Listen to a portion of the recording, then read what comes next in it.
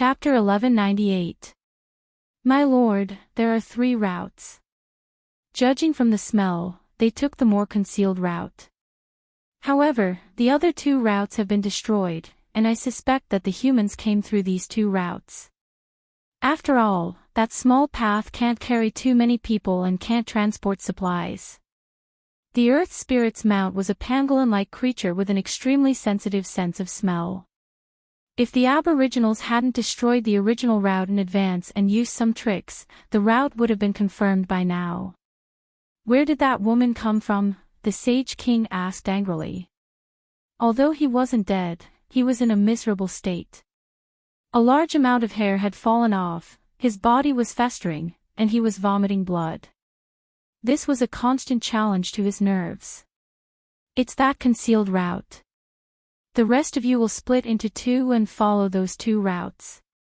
If one of them is fake, then the distance won't be too far. After confirming the authenticity, we will move forward together. Also, transfer 100 flying soldiers and 2,000 light elite soldiers to follow me. King Xian said angrily. My lord, there's no need to say more. It's just a woman. Even if she has helpers, the combat power of the abandoned races is far inferior to ours, King Xian said coldly. He tapped his chest lightly with his thick finger, and there was another twitching pain. Most of his chest was festering, and it kept collapsing and growing. Their shared life force caused them to suffer more pain when they were exposed to the nuclear radiation. However, this was only temporary. After one night, King Xian estimated that it would take a week for his injuries to recover. Oh. Have they split up? The Empress sneered as she looked at the image on the screen. Although the people had been evacuated, they still made a lot of preparations in that area. In particular, some of the microsurveillance equipment was very difficult to detect. However, the disadvantage was that the signal couldn't be transmitted far. Fortunately, the hidden signal relay equipment hadn't been discovered yet. Even if it was discovered, it didn't matter. As they moved forward, there were other relay equipment ahead. How long until the landmines arrive? The Empress asked through the radio. The first batch has arrived at Qing Valley. It is estimated that it will take about 3 months to reach the designated location. How are the enemies? How was the effect of the nuclear bomb yesterday? 3 of the giant beasts were seriously injured and are recuperating at the Wall of 2 Worlds. We need a larger yield. A 200,000-ton yield should be enough to kill them. As for the enemy leader, he's very sensitive to danger. He's only injured but not dead, so he's still with the army. Besides, it won't be so easy next time. It doesn't matter. We threw it this time. Next time, we can bury it in the soil and put it in the water. Ren Baqin chuckled. It wasn't easy to throw a nuclear bomb in front of the other party, but it was too easy to place it in the path that the other party had to take. Let's lure them deeper and buy as much time as possible. I will have them set of traps and kill of the earth of the earth. Earth. Well, I will allocate a batch of 4th grade and 3rd grade crystals to your majesty. The following days will depend on your majesty, Ren Baqin said. He felt a little helpless because he couldn't help much with this kind of matter. Even the origin crystals were the only batch left. Ren Baqin said. I will send a batch of 4th grade and 3rd grade crystals to your majesty. The next few days will depend on you. Seeing Ren Baqin's expression, the Empress said in a relaxed tone, Don't worry. It's just an Earth Spirit. The Earth Spirit didn't pose too much pressure to her. Even if she wasn't as strong as them, it wouldn't be a problem for her to leave. Moreover, there was the remains of the human emperor. The Black Sky God and the heavenly masters behind the Earth Spirit were the real targets. Both sides communicated for a while, informed each other of the situation, and cut off communication. The Empress walked into the belly of the mountain and looked at the dozens of people hiding there. These people were big shots among the human race, but they could only hide here. Being weaker than others really made people feel helpless and resentful. She opened a map that included nearly a quarter of the 60,000 mountains, which was also the result of many years of exploration. Next, you will head here. Your destination is the Gem Lake, the Redwood Valley, and the Burial Mountain. You need to make it look like you are going to stay there and pass through them. However, be careful because these 3 places are very dangerous. The strength of the ferocious beasts in the 60,000 mountains is at most a cardinal heaven expert. However, some areas created by heaven and earth are completely dead compared to the strength of the creatures here. Even Li Fu would be in danger if he accidentally entered. The Empress drew a zigzag line and then drew circles on 3 locations. Bring roar with you. When you reach these 3 areas, you can use it to dig a hole and leave. Outside of these areas, you still have to evacuate normally and don't deliberately leave any clues for them. They will catch up. Roar was the Roar Emperor, but the Empress felt that its wretched appearance wasn't worthy of the word Emperor. Your Majesty, then you, the Empress waved her hand and said, I will keep a distance and watch them. With my speed, they won't be able to catch me. Don't say silly things like staying behind to accompany me. If anything happens, all of you will be a burden. The Empress's words made Hong Xian's face turn red. Study the map again and set off in a while. Oh. You found me. After everyone left, the Empress stood on top of a big tree. The corners of her mouth twitched slightly, revealing a cold smile. She drew an arrow and put it on the bough. The air parted like water. In the distance, a 2-headed dove exploded into a rain of blood. Following which, the Empress shot down 2 more flying beasts that were within range before she left unhurriedly. She was dressed in red and looked like a fiery red elf in the mountains. After that, the Earth Spirit finally arrived. Damn it, bastard! King Xian vented his anger and punched the air. A tall tree in front of him, which required 3 people to wrap their arms around, exploded into countless pieces. Chase!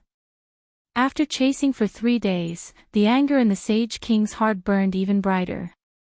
He clearly knew that the other party was there, but she was like a shadow that he couldn't even touch or see. Instead, the flying mounts that he sent out to search for her suffered more than 10 casualties. How does she know our movements so well? Even the experts that we secretly sent out were all evaded by her. King Xian was still puzzled. If this goes on, she will always lead us by the nose. It's better to meet up with the army and go straight to the human nest so that she can't escape. The Empress sat on a branch and looked at the image in front of her. The army of the Earth Spirit began to stop and she began to think. They want to retreat so soon. This is even faster than expected. This enemy general was first angered and divided his troops. In just a few days, he has become hesitant. It looks like he is a hot-tempered and rash person, but he is also indecisive. We need to add some fire. Chapter 1199. What has Erhua been doing recently? Drinking again. Don't you care? The Empress looked at the screen that was divided into 8 segments while talking to Renbaqian about the radio station. Countless people were tuning in to the Empress's channel. You care if you can do it. Renbaqian spread his hands on the other end of the radio station. You should do it if you can, right? Everyone was reasonable. Then, he felt that the air was a little cold. There seemed to be the sound of a breastfeeding creature grinding its teeth. Don't ask how he knew, it was metaphysics. Ahem, Erhua won't drink too much anyway. Renbaqian laughed it off. At most, it would just be a little too much. The main thing was that it was getting harder and harder to capture Erhua.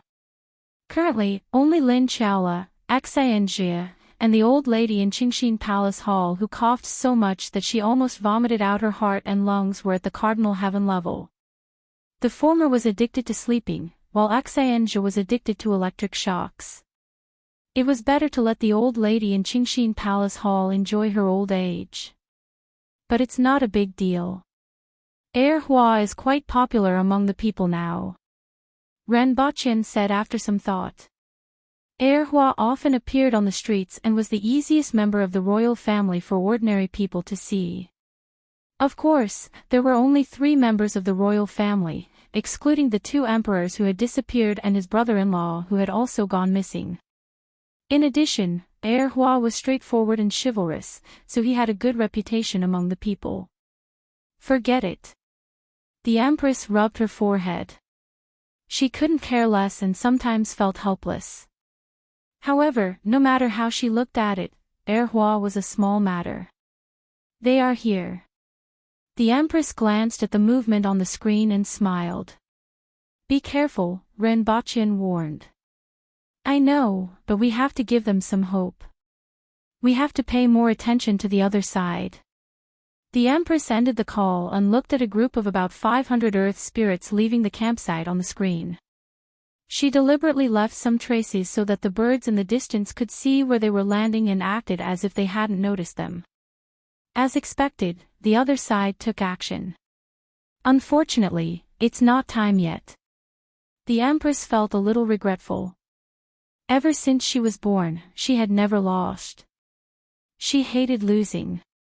She packed her things in her bag, only left a single chip energy detector on her left eye, and closed her eyes to rest. 6 hours later, it should be about time. The Empress listened attentively. After a while, she suddenly heard a faint sound. It sounded like a small nocturnal animal crawling through the grass. Here it comes. The Empress suppressed her desire to fight and continued to listen. After a while, she suddenly drew her bow and shot an arrow at the entrance of the cave. He burst out of the cave in an instant. Kill her. A figure shot toward the Empress like a cannonball, clearly intending to knock her back. Just as the Empress approached, she could already feel the sharpness of a sharp blade. It was as if the person who had collided with her wasn't a person, but a saber, a spear, or a sharp blade. Suddenly, a purple glow flashed on her face, and purplish-red veins covered her entire face, making her fair face look somewhat mysterious and wild. At the same time, a tall silhouette appeared behind the Empress. However, the silhouette was very faint, and one couldn't see its appearance clearly. They could only tell that it was a person. His fists were like guns and cannons as they smashed into the man's body. The man exploded into countless bloody foams in midair, but more figures pounced on him. The Empress rushed out of the cave, stepping on blood and flesh, and felt a huge threat falling from the sky. A huge palm that occupied a radius of more than 10 meters pressed down from the sky. Boom! The entire entrance of the cave was flattened by this palm. The Empress's hair was slightly disheveled. She looked up and saw a greenish-black arm extending from the void behind the palm. Black Sky God. Is there really a god? This thought emerged in the Empress's mind. Her body didn't stop moving, and she continuously kicked her surroundings, causing bloody foams to explode around her. Humph, you call yourself a god. The Empress didn't hide her contempt.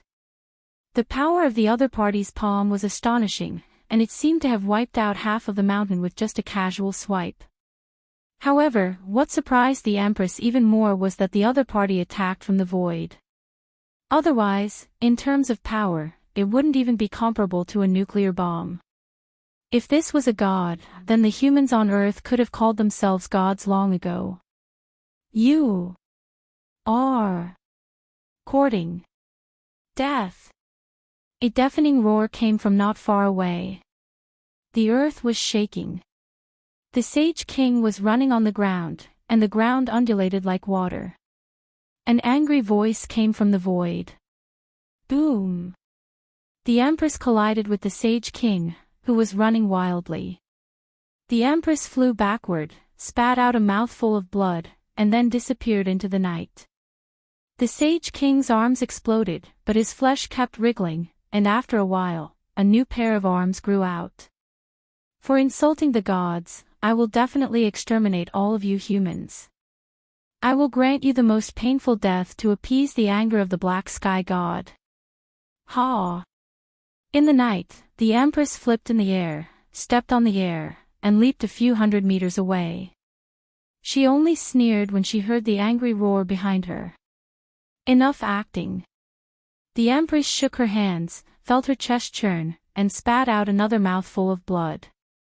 Luring the other party over was the original plan, and getting injured was also part of the plan. Originally, she only wanted to deliberately get injured so that the other party would pursue her relentlessly. However, it seemed that the effect was better than expected. The only thing that puzzled her was what exactly was the black sky god. She had seen it very clearly. It was as if a hole had been torn open in the air, and an arm had stretched out from it. Interesting. If I catch one, that guy will definitely like it. Can I cut it into pieces? The Empress spat out a mouthful of blood and felt much better. The leader of the Earth Spirit clan wasn't very strong. He was only slightly stronger than the Empress. At most, he was at the peak of longevity heaven, and his fighting ability was even worse. The Empress was full of contempt for the fighting ability of the Earth Spirit clan. Even the people from Great Xia were far stronger than them in terms of fighting ability. This was the difference in fighting skills. Compared to the warriors, the Earth Spirit clan were like boorish men who only knew how to wave their fists. However, the Earth Spirit clan was rather annoying, and that was that they were very difficult to kill. Even if they were beaten to a pulp, they could regrow in a short while. Especially with such a high status, it was even more difficult to kill an Earth Spirit clan member under layers of protection. After dropping a few surveillance cameras along the way and resting for only 6 hours, the Empress found traces of the Earth Spirit clan from the surveillance cameras. They caught up quickly. The Empress was quite pleased. Her hard work wasn't in vain. In the next 3 days, the Empress fought with the Earth Spirit clan twice more. Each time, she escaped with injuries, and it seemed that her injuries were getting worse. Among the people from the Earth Spirit clan who chased after her, a total of 32 were at the longevity heaven level. Each of them had the ability to share the vitality of a ferocious beast. Even if they were smashed into pulp, they could still be resurrected in a short period of time. However, the Empress wasn't in a hurry. Very soon, she would arrive at the first burial ground prepared for the Earth Spirit clan. Set a small target first, for example, 1 second. Remember, book house. Chapter 1200. The Gemstone Lake was half a month's journey away from the Wall of Two Realms. But the Earth Spirit and the Empress took 8 days to get there. The lake was just like its name. It was like a sapphire embedded in the green earth. Within 100 miles of the lake, there was endless green grass. Countless creatures lived there. She went around from the side. She's at most half a day's journey away from us. This lake covers an area of 100,000 acres. It should be enough for everyone to eat a few meals. There aren't any powerful creatures around, an Earth Spirit reported. Okay. Let's rest here. 2,000 Earth Spirits and their mounts passed through the grass. They soon alerted the owner of this place. The Yong. It was a creature with a mouth full of fangs. It had a slender body and short brown fur. It looked like a gopher. Tisk, these little things are fierce. They aren't even enough to fill the space between my teeth. The Earth Spirits looked at the ferocious Yong that stood up from the bushes. It was less than half a meter tall, but it was bearing its fangs. After all, most creatures liked beautiful environments. The Gemstone Lake and its surroundings were like that. They felt relaxed to have a place like this to rest while they were chasing their enemies. After a while, some of the Yong around them were eaten by the beasts. After all, the scattered Yong in front of 2,000 beasts were like elementary school students facing 2,000 fully armed soldiers. They were weak, and powerless. No one thought much of it. 10 minutes later. There seemed to be more of those little things, an earth spirit said with a smile. These little things move in groups. It looks like there are many of them around here. But that's good. We don't have to find food for them. Many of the earth spirit warriors were delighted to see such a scene. 1,000 of them around. Just enough to fill the space between their teeth. 10,000 of them around. Almost enough to fill their stomachs. 50,000 of them around. Finally, they could have a good meal. This meal could last them for 3 days. 100,000 of them around. 500,000 of them around. Their field of vision was filled with earthy yellow yong standing on its hind legs. The faces of the earth spirits darkened. Let's go. It was too late to leave now. Within his field of vision, those little yellow things looked as if they were growing out of the soil, densely packed everywhere. The air reeked of unease. As it turned out, although these little things did not grow out of the soil, they had drilled out of the soil. The gemstone lake was their hunting ground. The large number of fish in the lake allowed these yong to reproduce without restraint, and they firmly guarded this area. What would a million yong beasts look like? How did it feel to face a million vindictive, iron-headed, and ferocious men? Even the Sage King felt his scalp go numb. Following the mournful cries, the earth seemed to surge with earthy yellow waves. Countless yong beasts, also known as yong beasts, pounced on the earth spirits fearlessly. Charge out! A ferocious beast slapped one beast to death and bit another, but very quickly, a second and third beast bit its body. As long as it was bitten, it would not let go. One of the beasts let out a blood-curdling screech as its entire lower abdomen was cut open and its intestines and organs were all pulled out. These little things were a little cute when they were quiet, but when they erupted with astonishing lethality and extremely sinister fighting style. Specialize in the bottom 3. Moreover, a considerable proportion of these yong beasts were at the Kismet heaven level, and there were even cardinal heaven level yong beasts. 2 giant disastrous beasts were running and leaping, and almost every time they landed, they would trample a group of yong beasts to death. Even though their bodies were covered with these yellow little things, their teeth and claws could do nothing to the yong beasts, and a path was made in the earthy yellow sea. However, the other earth spirits were not so lucky. From time to time, some earth spirits were drowned by this yellow sea.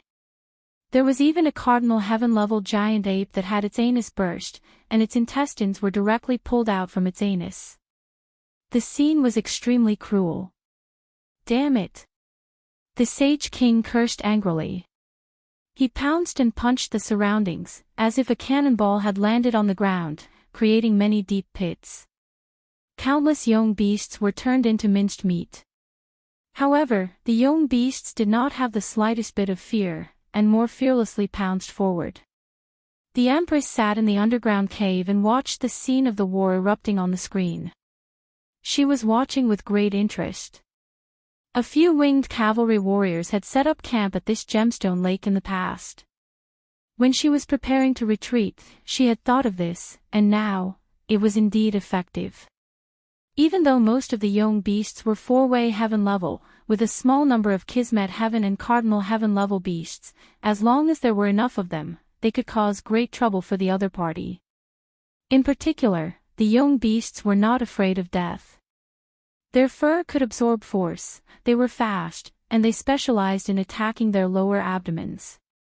Their combat strength was far beyond their level. If there were enough of them, they would be even more difficult to deal with. Even the Empress was not willing to provoke them. The Empress smiled and took out a bottle of wine that was wrapped in several layers of cloth from her bag. Now that the scene was clear, it was time for a bottle of ergotu. She thought about it and stuffed it back. This was the last bottle. It would be good if there was a fourth-dimensional pocket, the Empress suddenly thought. Even if there wasn't a fourth-dimensional pocket, it would be fine if there was a door to anything. The Empress twirled a handful of hair and used the corner of her eye to observe the battle on the screen. She carefully counted her hair. 1, 2, 1, 2, 1, 2, an odd number. Even if I keep it, I won't be able to grow ergotu. I won't drink more than half a bottle. The Empress happily held the bottle in her arms. There was nothing more delightful than watching from the sidelines while the enemy fought a bloody battle and suffered heavy casualties. If there was, it would be 2 bottles of ergotu. The battle didn't last long. After about 2 hours, the young beasts had chased them for more than 15 kilometers. The Empress took this opportunity to leave. She made a detour and headed in the direction of the Earth Spirits. In just 2 hours, the 2,000 Earth Spirits had lost at least 800, which was equivalent to 40% of their strength. Nearly 20% of the remaining Earth Spirits had lost their mounts. This was the result of the giant disaster beasts opening the way. These young beasts gave the Earth Spirits from afar a big surprise. Damn, bastards! King Xian looked at the many Earth Spirits behind him, and his face was twisted. He didn't expect to be chased here. In fact, if it weren't for these Earth Spirits, just 2 of the giant disaster beasts would have been enough to flatten the entire area. Useless! King Xian panted and scolded. Then, he ordered, everyone, take a rest and recuperate. However, just as he finished speaking, an arrow pierced through space and blew up his head. Find that woman. The Earth Spirits, who had just taken a breather, suddenly shouted. They had suffered such a great loss because they were chasing after her. However, just as they were out of danger, that woman appeared again.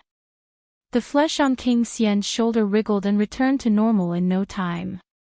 His body didn't move, and the exploded flesh and blood fell to the ground. Then, another arrow appeared in front of him and blew up his head for the second time. Go after her. King Xian, who had recovered, looked ferocious. The veins on his body were twitching. I want to kill her, kill her.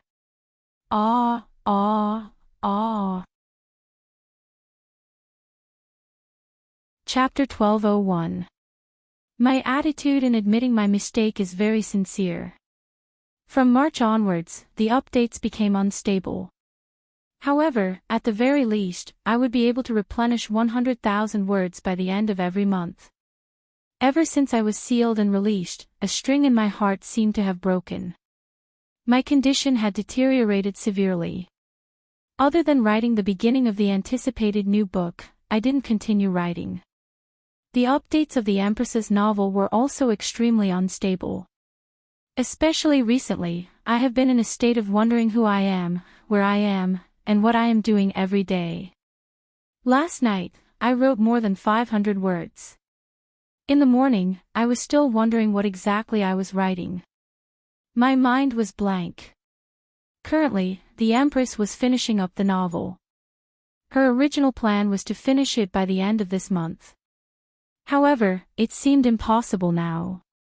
She would strive to gradually resume updating the novel and finish it by the end of next month. Apologies for the recent updates of The Gigolo of the Empress's Family. Currently typing, please wait a moment. After the content has been updated, please refresh the page to receive the latest update.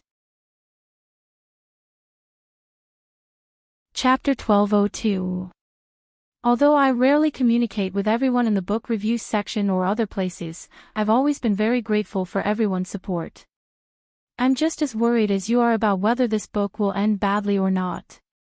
To be honest, I don't have the experience of finishing this book, and it will be very difficult to deal with the later stages. This is the truth.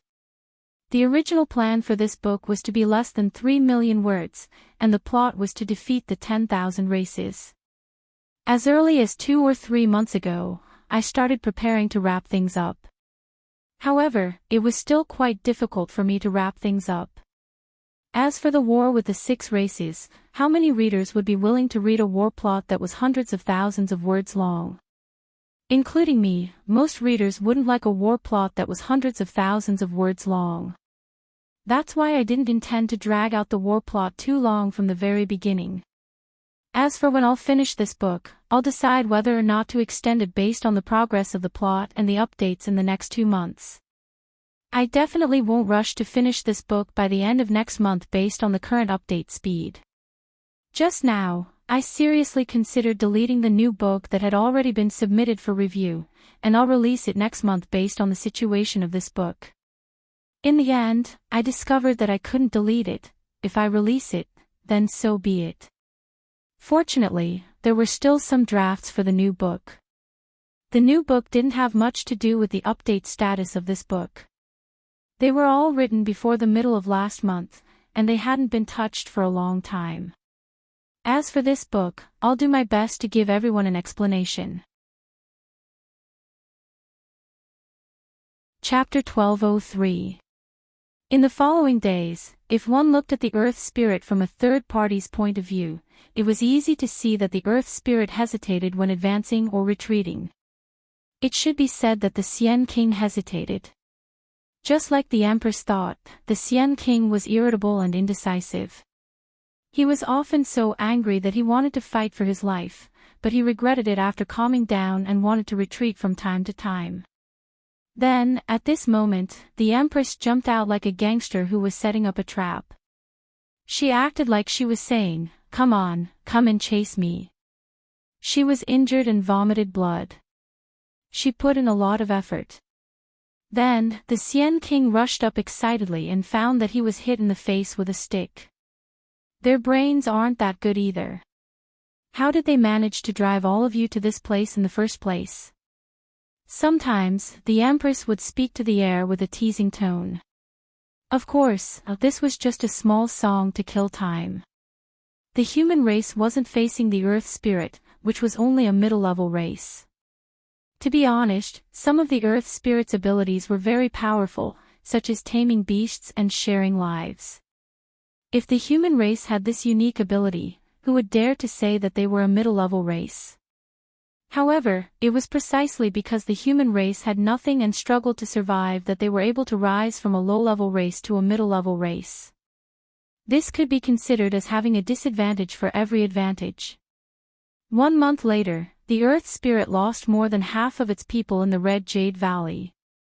The Sien King finally understood that in this strange area, they were led by the nose by a strange opponent. Even if they were all wiped out, they couldn't do anything to that extremely fast human woman. The remaining people finally began to retreat. No matter how the Empress performed, the opponent didn't move at all. The Empress stood on the top of the mountain and watched them go back the way they came. She didn't feel any sense of victory. Compared to the total number and strength of the foreign races, these enemies were nothing. The Empress connected the radio and said, "Don't do anything over there. The enemy is going back." Thousands of miles away, dozens of people were scattered in a forest. Ma Hongyu gestured to them. Standing at the top of a tree, they could see the gap in the wall of 2 worlds in the distance and the few Earth spirits who stayed there. "Have you decided to let them go?" Ma Hongyu asked. The reason why Ma Hongyu asked this was that she had 2 ideas on how to deal with the Earth Spirit this time. One of them was to use all kinds of weapons and methods to exterminate the Earth Spirit tribe in the 60,000 mountains. This way, the losses would be minimal, but the downside was that once the outsiders realized this, they would most likely attack en masse. The other way was to weaken the Earth Spirits with many methods first, and then use weapons, spears, and flesh to resist the Earth Spirits' attacks. They would pretend to be able to repel the Earth Spirits with great difficulty, and they would pretend to be weak. That way, the outsiders would look down on the human race. Even if they attacked again, it wouldn't be to the point where the human race couldn't handle them. The price was a large number of casualties. The Empress had always been against the second method, but it seemed like she had changed her mind. The Empress's eyes flickered, and she replied in a cold voice, "I've decided. We need more time." "Okay, we'll go around it." Ma Hongyu turned off the radio and let out a long sigh. With a gloomy look on her face, the Empress took out the remaining half a bottle of erguotu and poured it into her mouth. He let out a breath, wiped his mouth, sniffed the wine bottle, and followed the Sage King. It was hard to watch the enemy leave and be prepared to send their own people to their deaths. Which bastard said that the merciful should not command an army? I'll kill him first. I'm requesting to go to the front. Even if I have to sacrifice my body, I can't let your majesty get hurt. Although I've always disliked this old man, I still agree with him. Since I'm here, how can I let your majesty take the risk alone? Great Xia says that a gentleman doesn't stand under a collapsing wall, but an emperor shouldn't put himself in danger. Ren Baqian looked at Qin Chuan and Tong Jingye before asking seriously, was this written by Tong Lan? How many days did she memorize it? Prince, are you looking down on me? One night is enough. Tong Jingye looked proud, but Ren Baqian didn't know why he was so proud. You'll be a burden even if you go. You'll be sending blood. Ren Baqian waved his hand. Moreover, the danger has passed, and the earth spirits are heading back. Even so, I'm requesting to go. As the Minister of War, I can't hide in the back when the two armies are at war. Qin Chuan shouted loudly. Old bastard is right. Tong Jingye praised him and changed the way he addressed him. Qin Chuan didn't realize it. What about the Ministry of War? If you pick the mule, what about the others? Do your own thing first. Ren Baqian wanted to kick these two out. He was already busy, but they still came to make trouble. What's wrong with that great Xia man? Why can he go and we can't? With his small body, I'm afraid he can't even take a punch. Qin Chuan said indignantly. Ren Baqian rolled his eyes and roughly knew what the problem was. Invite Marquis Su here. Ren Baqian said after some thought. A moment later, the chubby former Marquis of Great Xia appeared in the palace.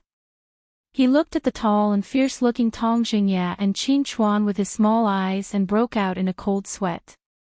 Heaven took pity on him. Anyone here could hang him up and beat him up. Marquis Su, I invited you here because I have something to ask you. Ren Baqian turned around and said pleasantly. Your Highness, don't mention the word Marquis. Suyu wiped his forehead and smiled flatteringly. What does your Highness want to ask? Sir Qin, did anything happen on the way home? Ren Baqian asked with a smile. Su Yu's face immediately froze. How should he answer this? Did something happen or not? If he answered that something happened, he would definitely be fine. However, looking at the other party's bulging muscles, he was afraid that he would be beaten up. If he answered that nothing happened. Looking at Ren Baqian's expectant gaze, Siyu immediately smiled and said, Your Highness must be joking. How could anything happen to Sir Qin?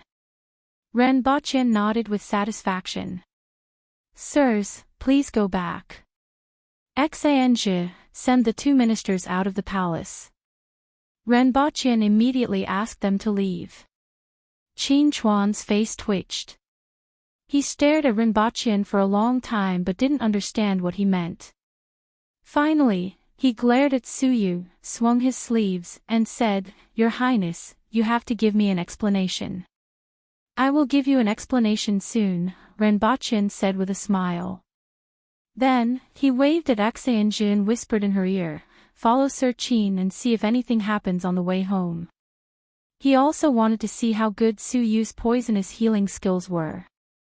Exange looked at Ren Baqian in surprise. Although she didn't understand, Exange's strength was that regardless of whether she understood or not, as long as she was instructed, she would definitely do it. Sirs, please. Exange cupped her hands and said with a cold face. Humph. Qin Chuan snorted and left. Tong Jingye rolled his eyes, looked at Suyu, and then looked at Ren Baqian. He smiled, cupped his hands, and walked out with his hands behind his back. The old fox was very shrewd and guessed that there would be a joke to watch later. When he left the palace and saw that Enchanting was still following him, he glared at her and asked, "General Enchanting, why are you still following me? This world belongs to Her Majesty, not you." Enchanting looked at him coldly. Qin Chuan snorted and didn't move. He couldn't respond to this. After getting into the car, they didn't go far before the car suddenly accelerated and drove forward. The driver was shocked, stepped on the accelerator, and pulled the steering wheel. The car didn't stop, and the steering wheel fell off. Looking at the steering wheel in his hand and the wall that was getting closer and closer, the driver quickly shouted, "Sir." Without needing him to say anything, Qin Chuan kicked open the car door and jumped out. The car crashed directly into a telephone pole. The cement telephone pole directly fell down. The car was completely scrapped, but the driver was fine. Since they hadn't gone far from the palace and there weren't many pedestrians, there wasn't a big accident. The driver climbed out of the car and said with some lingering fear, "Sir," the car suddenly lost control. "What the hell?" "Forget it. Go back to the Ministry of War and I'll take a walk," Qin Chuan said. He turned to look at the palace and wondered if that old man had done something to the Ministry of War. The cars that were sent to the Ministry of War were all defective. After walking for a short while, he heard a drawn-out shout from behind, Make way." The first shout came from more than 100 meters away, but the second shout came from behind him. Without turning back, Qin Chuan moved and appeared a few meters away. Honeysuckle rode his bicycle at a speed of 200 kilometers per hour. If it were someone else, they would probably be able to see his back. However, Qin Chuan didn't have the time to pay attention to Honeysuckle's back. Another bicycle that was racing at a speed of 200 kilometers per hour directly hit Qin Chuan's buttocks, or rather, Qin Chuan just happened to appear in front of the other car in a flash. Qin Chuan, the young girl, who flipped through the air, finally stabilized her body in the air. When she turned her head and saw that it was Qin Chuan, she was sweating profusely. She didn't dare to stop and ran away immediately. Chapter 1204. For the next 10 days, the laboratory conducted various tests on Suyu. The laboratory staff looked at Suyu as if they were looking at a precious specimen, causing him to tremble every time they stared at him. Pitiful, weak, and helpless. A Marquis of Great Xia could actually express such feelings, which could be considered a weirdo. Suyu's intelligence wasn't weak.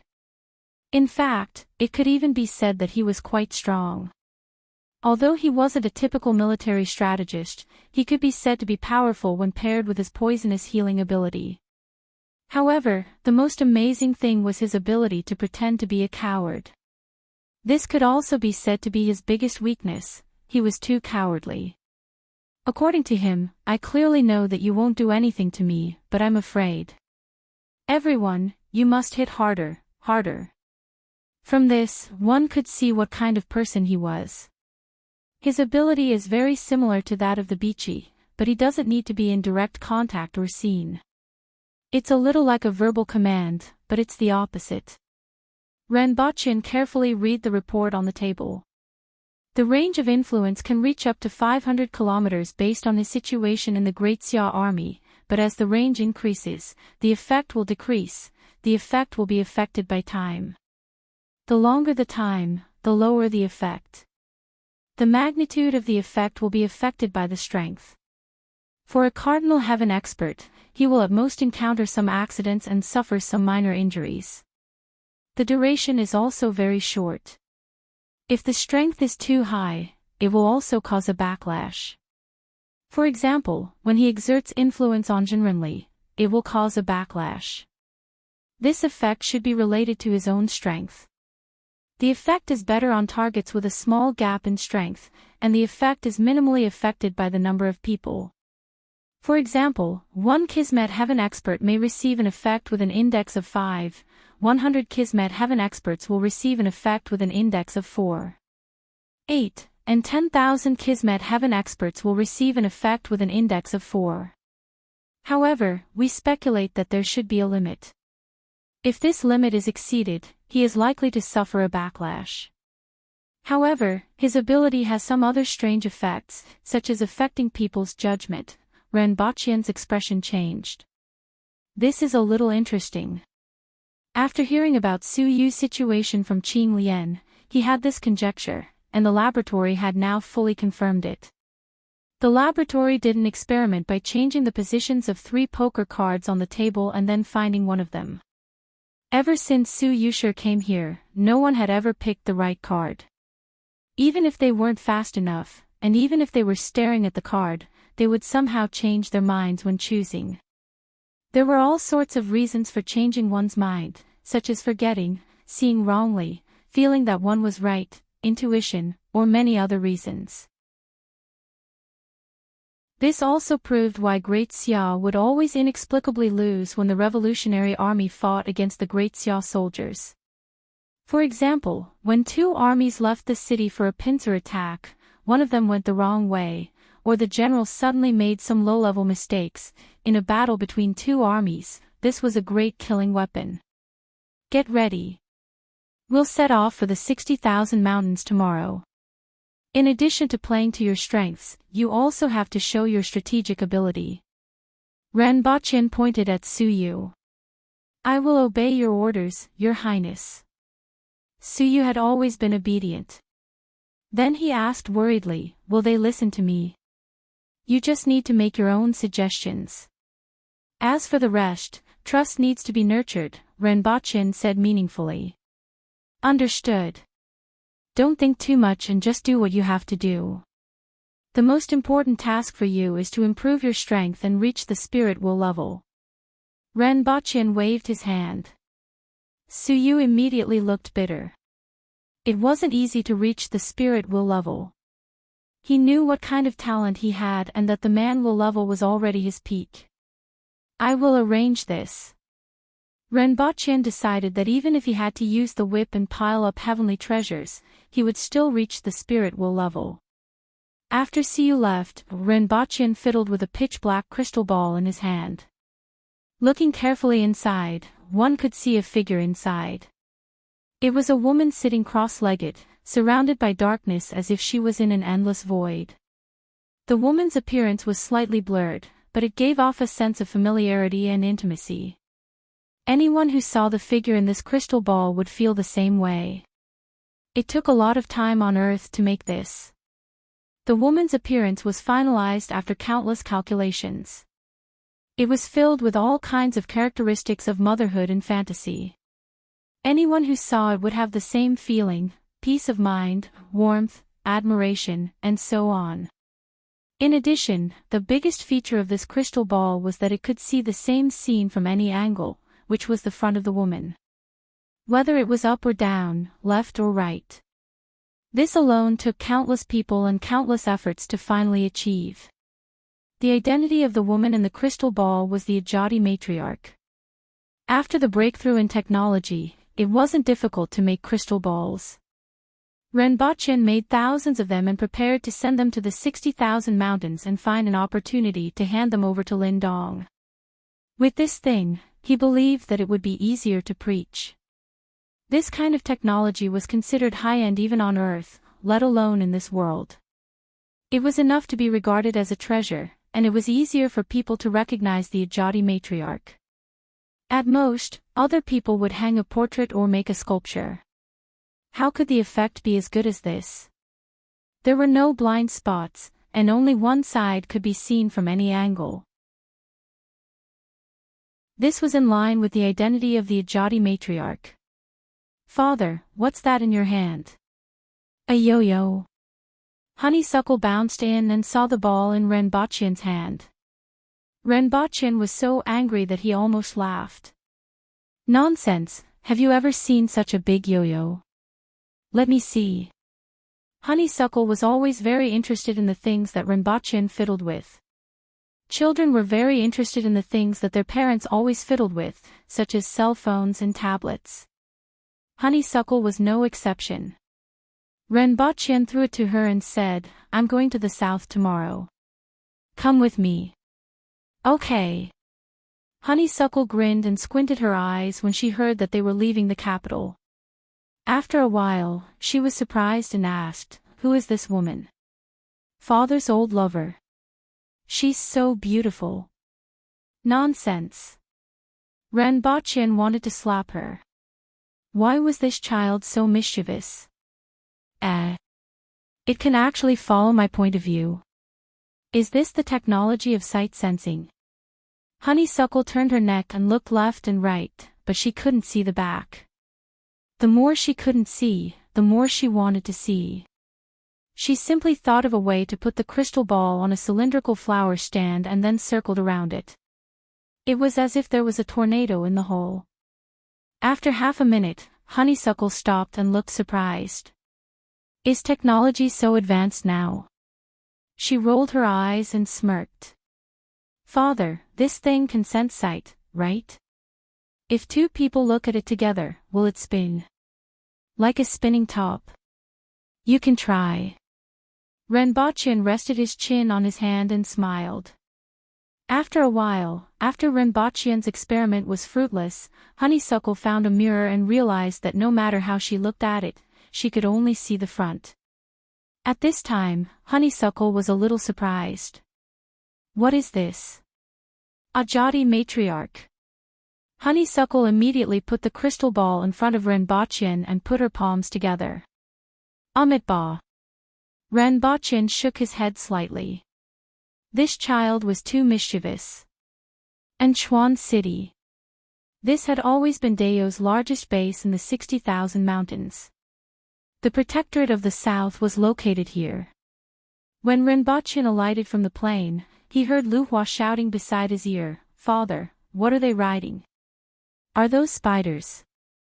Why are they so big? Can arthropods support such a big body? They're vertebrates." Renbachien explained to Honeysuckle. Honeysuckle didn't believe him at all and looked at him as if he was joking. "They're indeed vertebrates," Renbachien said again. "That's right, these spiders had bones." It sounded very surprising.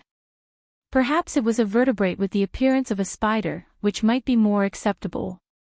Its body could reach 3 meters, carry more than 100 kilograms of weight, and run as fast as flying on the mountainous terrain.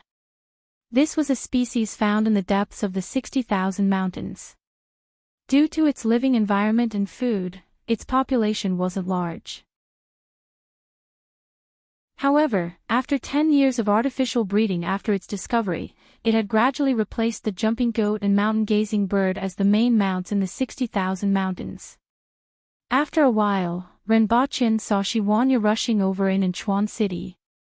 After introducing Suyu, Shiwanya said, "Your Highness, we don't need a great Xia person." Shiwanya didn't belittle Suyu and simply ignored him. What could a man well expert from Great Xia do here? Eat him. Believe me, you need him, Renbachien said. We don't need him. Come, let's play a game. Without further ado, Renbachien took out 3 cards and showed them to Shiwanya. He then put them on the table and asked, "Which one do you think is the 3 of spades?" "Suyu." "It's such a simple game. Do you think Protector General Shi can guess it correctly?" "Of course he can. There's absolutely no problem." Suyu kept wiping his sweat with his plump, tender, and fair hands. "Your Highness, what are you doing?" Shiwanya was baffled. "If you can find the 3 of spades, I'm sure that you don't need a strategist." Shiwanya scratched his head and flipped over a card. It was such a simple question, yet. What the hell? Looking at the 3 of hearts on the table, Shiwanya couldn't believe it. "Your Highness, one more time." Shiwanya's face darkened as he felt embarrassed. "Okay. Your Highness, one more time. Your Highness, one more time. Your Highness, one more time." Your Highness. Renbochin rested his chin on his hand and stared at Shiwanya, who was doubting his life. Anyone with a normal IQ wouldn't make the same mistake twice, right? How many times have you done it? You still say that you don't need a strategist. Chapter 1205. Your Highness, do you want to take a look at that stone gate? Shiwanya asked. No, don't overthink it. It's not your fault. Renbochin shook his head. The stone gate was the one that Chiziding had passed through. No one knew where it led to. Whether it led to a corner of the earth, to the bottom of the ocean, or to the belly of a volcano. Although Renbochin was very interested in the secret contained in that stone gate and Chiziding's safety was also very important, neither he nor the laboratory could spare any more energy at the moment. Everyone was like a spring that had been wound. Their nerves were stretched taut as they walked forward step by step. In particular, a lot of energy and manpower had been invested in the recent plan to use crystals on weapons. Renbochin drew a line on the map and then a circle. Get people to explore in this direction along the coastline. Our navy has built a forward base there. The maps of this era weren't very detailed, especially when the area was completely covered in a fog that hadn't been opened yet. Our navy. Shiwanya chewed on this sentence. Dayo was mountainous and originally didn't have a navy. However, the fact that Dayo's navy had already crossed the Qin nation and reached the 60,000 mountains shocked him. Taking the waterway was naturally much easier than traversing the rolling mountains. Although it wasn't comparable to airplanes, it was still difficult for airplanes to transport large amounts of people and supplies. Understood. Shiwanya nodded and prepared to go back to make arrangements. What do you think about transferring a military advisor to you? Renbochin asked. I still don't think it's necessary, Shiwanya said frankly. But your brain isn't working well. Renbochin looked at him with a faint smile. Shiwanya was speechless. Who am I? Where am I? What have I experienced? Don't underestimate him. He's very useful. You will know in the future. Renbochin laughed. Then, he ordered, get someone to deliver the things I brought to Lindong as soon as possible. Nothing must go wrong. After Shiwanya left, Renbochin looked at the map. The Earth Spirit Tribe was still 7,000 kilometers away from Chingu's encampment. At their current speed of 60 kilometers a day, it would take another 4 months. The Aboriginals had already set up quite a number of traps along the way. Most of them were landmines, but there were also explosives that could collapse mountains and rivers. This was to create a large number of casualties and increase the burden on the Aboriginals. In addition, they had also killed and driven away a large number of wild beasts in the area, forcing them to spend more time looking for food. As for the effects, they would only know when they came into contact with each other. They had to win this war, but it was a Pyrrhic victory. This was the only way to give the Earth Spirit the illusion that they could win as long as they put in a bit more effort. Only then would there be no interference from external forces. Judging from the speed at which the Earth Spirit had found them, they should be very far away. The report from Unsullied City proved that this was the case. This also meant that the Earth Spirits could buy a lot of time by going back and forth. At that time, His Majesty should be able to take that step. At the very least, the human race would have a top-notch combat power to deal with the upcoming situation. Otherwise, they would all be finished in one strike. A month later, an army made up of earth spirits and various ferocious beasts appeared in the mountains. From time to time, the roars and scoldings of various beasts could be heard from the team. There were flying mounts patrolling in the sky. Nothing within a 100-meter radius of the army could escape their eyes. However, it was useless for Dayo. All they had to do was watch the surveillance footage underground or in other hidden places and send it to the rear. After the Earth Spirit's troops left, someone went to retrieve the microsurveillance cameras at the rear. They moved covertly and only retrieved the cameras 2 days after the Earth Spirit's troops left. They had been monitoring the Earth Spirit for 2 months without being discovered. Those Earth Spirits were also vigilant. They felt as if they were being watched, but they couldn't figure out where this feeling came from. They didn't expect that the sparrows on the mountain peaks and the beetles in the crevices of the rocks were actually spies of the enemy. These fellows. Wherever they go, it's as if everything has been eaten. Nothing is left. In a cave that was completely sealed with only a hole for ventilation, 2 Aboriginal men sat cross-legged. In front of them were images of the Earth Spirit's troops.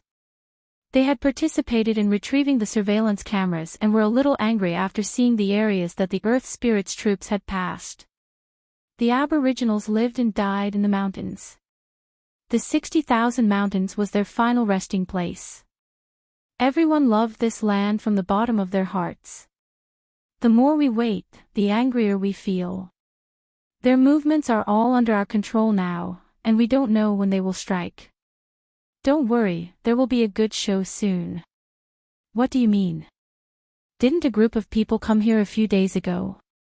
Other than killing or driving away the surrounding ferocious beasts, they also left behind a lot of good stuff.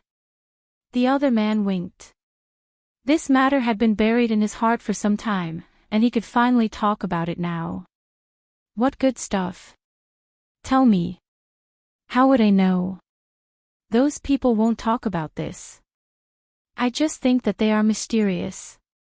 Before he finished his sentence, a ball of fire suddenly lit up on the screen in front of them.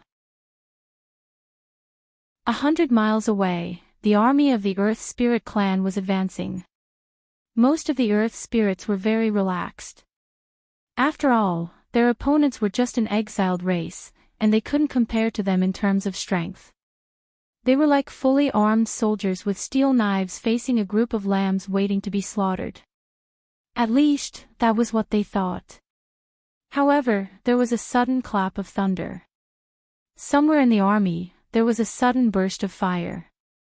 Steel balls shot out and formed a storm that immediately threw the surrounding Earth Spirits into a complete mess. The weakest member of the Earth Spirit clan's army was at the Kismet Heaven level, but they still couldn't react to such a sudden attack. After the first explosion, a series of explosions occurred in the army. Boom! Boom! Boom! There are enemies.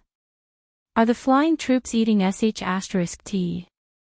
All the Earth Spirits were vigilant of their surroundings and prepared to deal with the enemy's attack. However, to their surprise, no one appeared. The flying troops in the sky searched the area within a radius of a few hundred meters, but they couldn't find any traces of enemies. What exactly is going on? There are no enemies. What happened just now? All of them suddenly exploded underground. It looks like the humans were prepared for this. How many casualties are there? After a final count, there weren't many casualties. There were 10 explosions in a row, but there were less than 100 casualties, and most of them were injured. The sudden attack and the fact that the enemy had yet to show up made all the Earth Spirits furious. They were just waiting to find the humans and kill them. However, before they could find the humans, the 100-meter-tall cliff suddenly exploded when they passed by it the next day. Large pieces of soil and gravel fell from the cliff along with the explosion. The casualties this time were higher than before.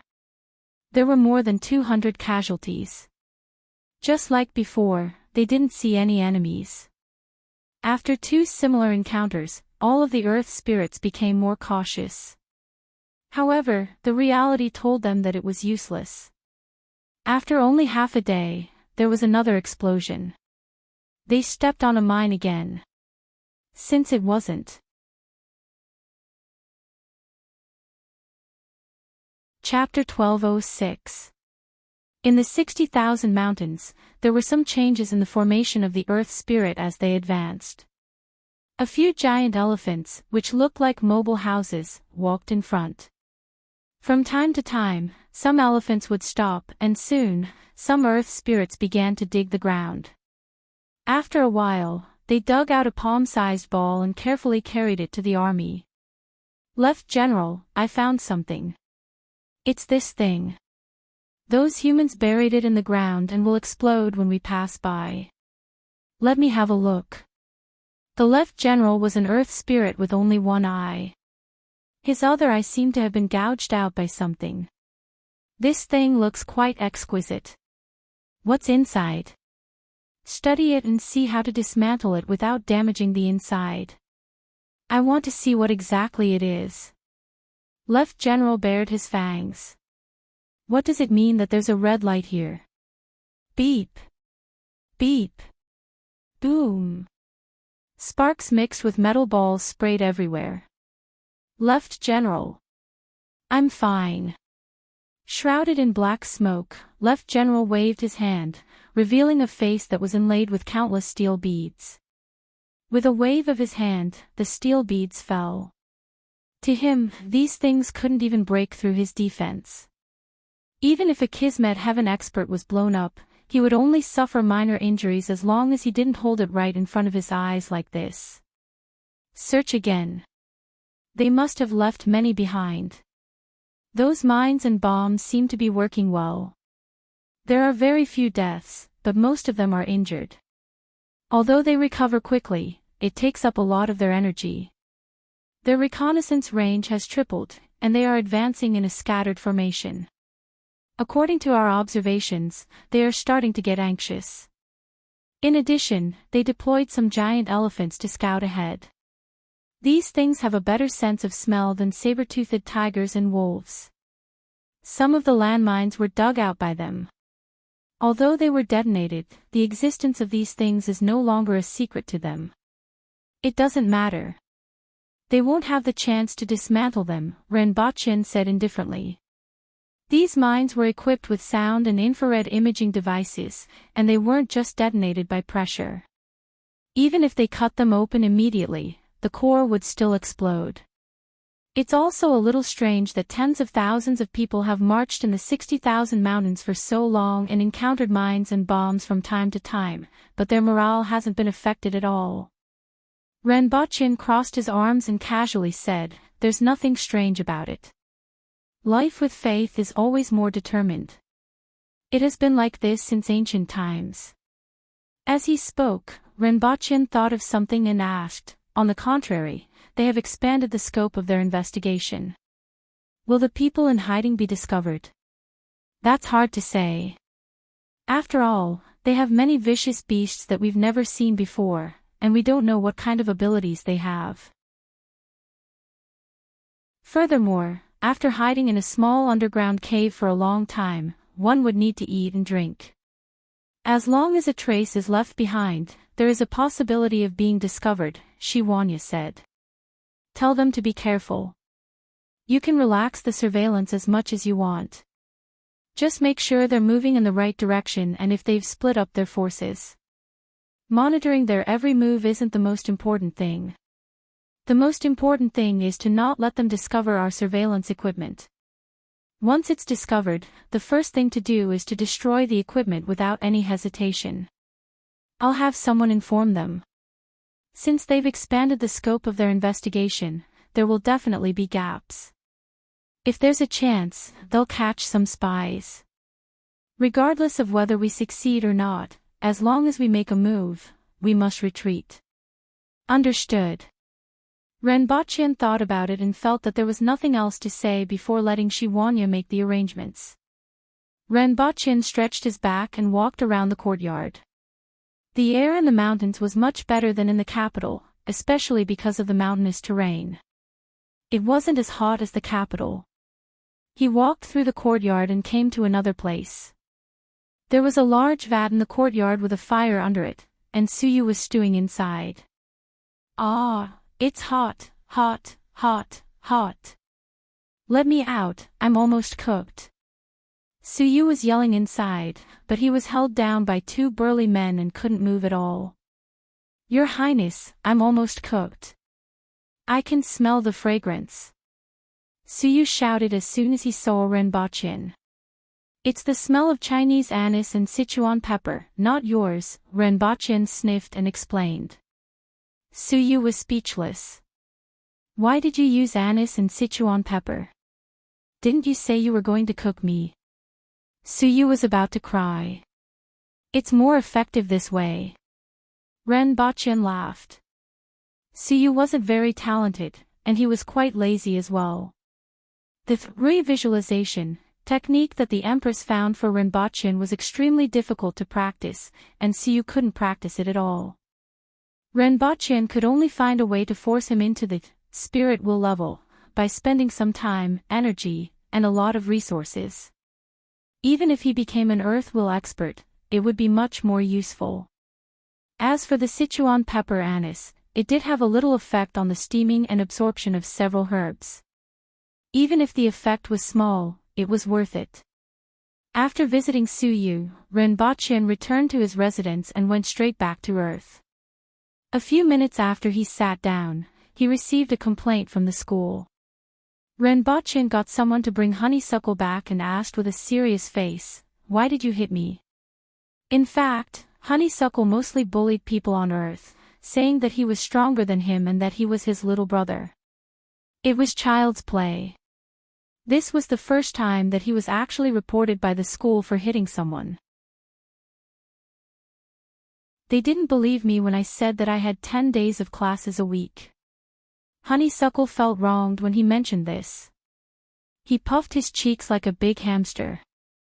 Other people have 5 days of classes a week, but I have 10 days a week.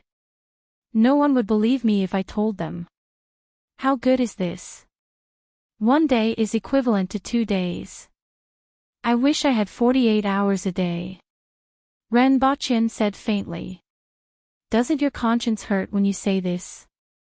Honeysuckle looked at Ren Bachyan in shock. Conscience. Ren Bachyan looked like he was recalling something.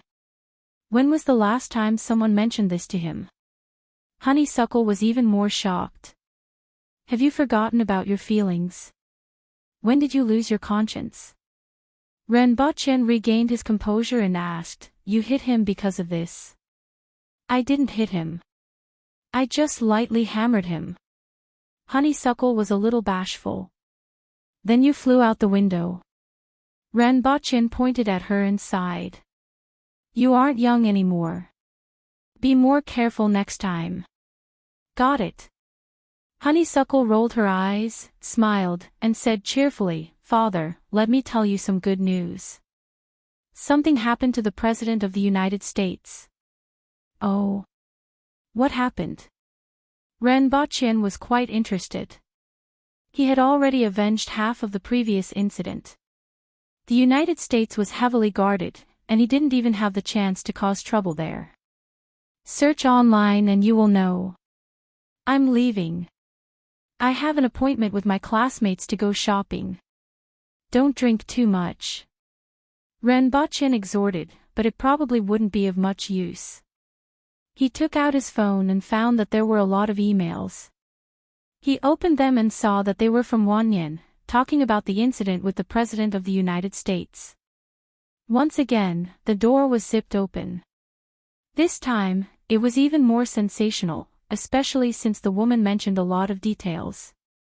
For example, the time limit was only 2 minutes. The whole world was in an uproar. At the end, Wanyan also added a small piece of news. It seemed that the president was contacting the woman and was prepared to spend 5 million yuan to make her change her tune. 2 minutes was changed to 5 minutes. Ren Bachyan almost burst out laughing when he saw this. After thinking about it, he still felt that it was interesting. After contacting Wanyan, he asked, "Has the woman changed her tune?" No, it seems that the man has some other conditions, and the intern is waiting for the right price. Give her 10 million yuan to change her tune. Brother, what do you mean? Ren Bachyan asked with interest. Get her to reduce the time by 1 minute. Ren Bachyan was speechless. Brother, you are really ruthless. Ren Bachyan, who had been in a high position for many years, couldn't help but complain. Chapter 1207. Citibank, White House. The special assistant of the president came to the door of a room and heard someone banging on the table. The man inside had been in a bad mood these days. Especially after the woman rejected the man's suggestion and said, "1 minute," in front of the media, the man almost became a laughing stock. He stopped for a moment, knocked on the door, and walked in. "Have you found it?" the president asked angrily as he sat behind the desk. "Yes, it should be related to the Chinese. I thought it was those Russians. Why would they play such tricks?" The president said gloomily. "It has nothing to do with their authorities. According to our investigation, it should be done by Wan Ren." The president smashed everything on the table. He knew what was going on at the mention of this name. It was that damn rude bastard again. "All right, you may leave." The special assistant hesitated for a moment and didn't tell him about the 52 strange gifts that the White House had received today, including aphrodisiacs, bull penises, geckos, and other things that were said to have aphrodisiac effects in China. Needless to say, the man in front of him was going to be irritable again. He left the room and felt a little funny for some reason. Ren Baqian had already returned to Deo. He was in a good mood after getting his revenge. Happiness should be built on the pain of the enemy. This was called political correctness. Another half a month passed. "The leader of the Earth Spirit has met up with the army," the Empress said as she sat on a tree branch. She swung her legs, looked depressed, and seemed a little bored. In fact, it was indeed very boring. There was no food, no wine, and not even a person to talk to.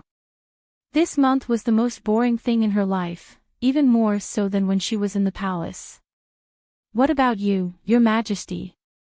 Do you still want to follow them?" Ren Baqian asked. "No. If it were me, I would definitely send experts to kill them in such a situation. No matter how weak they are, they would be able to hinder their actions. Letting the other party idle would only make him feel uncomfortable. I'm going to stay in Qing Valley for a while and kill them if they send people out," the Empress said. "Your Majesty, why don't you come back and rest? If they send people out, it will be too late for you to take action. After observing them for such a long time, we already know some of their important figures. If anyone leaves, we will immediately notice," Ren Baqian said. "All right. Prepare the wine and meat, and wait for our return. I'm going to give them another big gift." After chatting for a while, the Empress hung up the radio. She landed on the ground, picked a few berries, and threw them into her mouth. She then rushed toward the Earth Spirit clan with a relaxed look on her face. At this time, the Sage King had already met up with the army of the Earth Spirit clan and heard about what had happened in the past few days. The Sage King's face was gloomy. "The humans are very weak, so they can only use this method to slow us down. No amount of tricks can change the difference in strength." Everyone agreed with this. It was precisely because they were not strong enough that they would use all sorts of methods to harass and obstruct the enemy. Otherwise, the human race would only need to prepare an army somewhere and wait. From the very beginning, they knew that the current human race was no longer the human race that had fought against the myriad races in the past. It was probably the difference between a husky and a husky. Advance and flatten them. The Sage King looked at his army and waved his hand in high spirits. The experience of being led by the nose by that woman until he vomited blood had been buried deep in his mind. Suddenly, a series of clear sounds came from the sky behind them. An Earth Spirit listened attentively for a moment and said, "Someone is coming from the southeast. There's only one person, a woman, and she is not covering her tracks." The Sage King's expression changed a few times, and the red figure appeared in front of him again. "Draw the surrounding situation," the Sage King ordered. After the others drew a map of the surrounding situation, he drew a few lines on it and said, "Left General, bring 5 experts and go around this side. Right General, bring 5 experts and go around this side from the back of the mountain. I will hold her back." I will give you half an hour. This time, you must not let her escape. After instructing the two of them to leave, the Sage King sat on the disaster beast and turned from the side to the back, preparing to hold the Empress back. After a while, the Sage King, who was looking down from above, saw the Empress in red standing at the top of the tree. He roared, "Woman, you alone cannot hold us back. We will kill all the way to the territory of the human race and kill all of you." At this time, the Empress was carrying a blue backpack on her back and a metal box in one hand. She stood on the top of the tree as if there was no gravity under her feet. Go ahead." The Empress sneered and looked at the Sage King as if she was looking at an idiot. If it weren't for the fact that she wanted to buy time, if it weren't for the fear of the strong foreign races, she would have thrown a nuclear bomb at the Earth spirit race and buried them in the 60,000 mountains. Look, even the nuclear bomb's quantifier is a tractor. The Sage King was angered by the Empress's gaze and roared, "Although you are a little strong, that is all. The strong people of my race are 100 times stronger than you, and the Black God is an existence that you can't even imagine. You have no idea what kind of enemy you have provoked. You talk too much nonsense. Just fight." The Empress twirled her hair with one hand, completely disregarding the Sage King. In terms of strength, the Sage King wasn't weak, and he had an immortal body. However, in terms of fighting ability, the Earth Spirit race was basically equal to the Husky, who had the same strength as the Earth Spirit. Even though there were countless roaring beasts behind the Sage King, as well as the Earth Spirit race with angry faces and weapons. In the eyes of the Empress, these beasts were much more threatening than the Earth Spirit race itself. Don't even think of escaping this time. Seeing that the Empress was almost ignoring him, the Sage King couldn't hold back his anger anymore and instantly jumped out from the head of the giant disaster beast. He raised his hands as if he was holding something. Then, he flipped down. There was a loud explosion in the sky. A hideous greenish-black arm stretched out from the void, wiping out a part of the forest below. However, before that happened, the Empress's figure flashed and appeared 1,000 meters away. "It's that thing again." The Empress glanced at the greenish-black arm and threw the metal box in her hand over without hesitation. Originally, she was going to give the Earth Spirit Army a big gift, but she changed her mind. Then, she retreated. As for the Sage King, when he saw the metal box thrown by the Empress and her retreating action, everything that had happened at the wall of the two worlds appeared in front of him again. After hesitating for a second whether to catch the box and throw it far away or retreat, he saw the cold smile on the Empress's face and immediately roared. "Retreat, all of you retreat." Even though he wouldn't die, he really didn't want to experience those days of festering all over his body again. In 10 seconds, the Empress's figure was like a red lightning bolt in the sky, retreating tens of thousands of meters. During this time, she still had the energy to take out a pair of sunglasses from her bag and put them on. Seeing that the greenish-black arm slowly retreating after flattening a part of the forest, the Empress pressed the button without hesitation. Boom! Another sun rose in the sky. This time, the yield was even greater than the one at the wall of the two worlds. The loud explosion and impact filled everyone's eardrums. When the Empress was thrown away by the airflow, she vaguely heard an angry growl coming from the explosion. "Stay here." A few figures leaped into the sky from the forest and attacked the Empress's back. Humph! The Empress was a little dissatisfied that her perception of the condition of her arm was affected. She snorted, and purplish-red lines instantly covered her whole body. A shadow appeared behind the Empress. "Get lost." The shadow smashed down at a faster speed than when it came. The Empress was also hit and bounced into the sky. A few other figures followed. The eyes of these Earth Spirit experts were red, and they bared their fangs. However, before they could catch up with her, the Empress took a step in the air, paused for a moment, and dashed in another direction. She glanced back from the sky and saw a huge mushroom cloud blocking her vision. She didn't know how much damage that arm would suffer.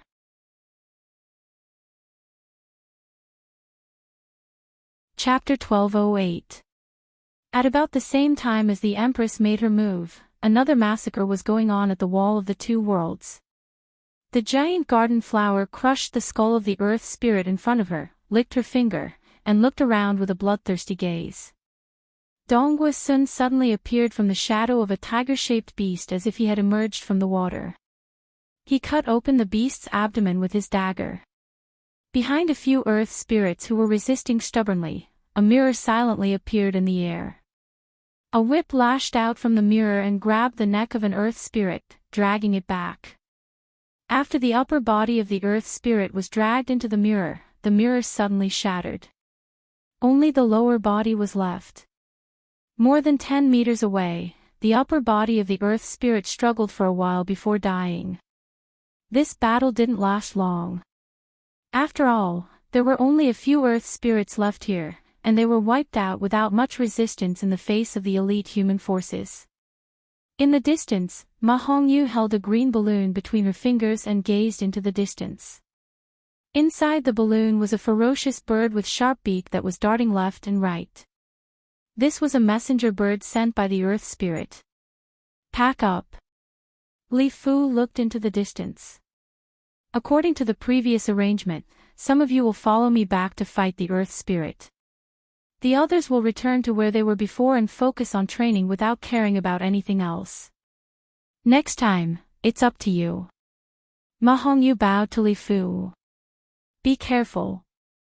It doesn't matter if my old bones are buried in front of the army. Li Fu smiled. However, it should be fine this time. After all, the rear has made a lot of preparations, and these earth spirits aren't very strong. Even so, swords are blind, Ma Hongyu said in a deep voice. It's not up to us. Li Fu shook his head. So what if they knew that swords were blind? Some things had to be done by someone. It had nothing to do with whether they wanted to do it or not. It had to be done. At this time, Renbaqian had arrived at the only city in the 60,000 mountains, Enchuan City. Even though it was still very far from Qinggu, Enchuan City was already filled with killing intent. The entire army of the Protectorate of the South had withdrawn to train every day, and the battle cries were deafening. In the Protectorate of Enchuan City, Renbaqian sat in the seat of honor and looked down at the people below in silence. After a while, a tall man stood up and said, "Your Highness, I am willing to go." "Forget it, your unit can't take a beating. I'm afraid you'll be beaten up in 2 or 3 times. It's better for my unit to go." Another big man sneered. "How about we have a match now? Let's compete then. Who's afraid of who? All right, stop arguing." Shi Wanya's face darkened as he suppressed the two of them. Renbaqian looked at the people below and sighed in his heart without saying a word. But the merciful did not command an army. If no one took the initiative to charge to their deaths, the entire Protectorate of the South would be buried. Those who didn't know better would think that they were fighting for something good, but who would think that they were fighting for their lives? That's right, this was a suicide mission. To be more accurate, it was a suicide mission. There was no doubt that he would die. There was no chance of survival. What does your Highness have to say? Shi Wanya turned to look at Renbaqian. Generals. Lord Lu rose and cupped his fists in greeting. Some things need to be done. Your Highness, we naturally understand this. We were born and raised here. If those foreign races want to contaminate this place, we have to be the first to step forward and risk our lives.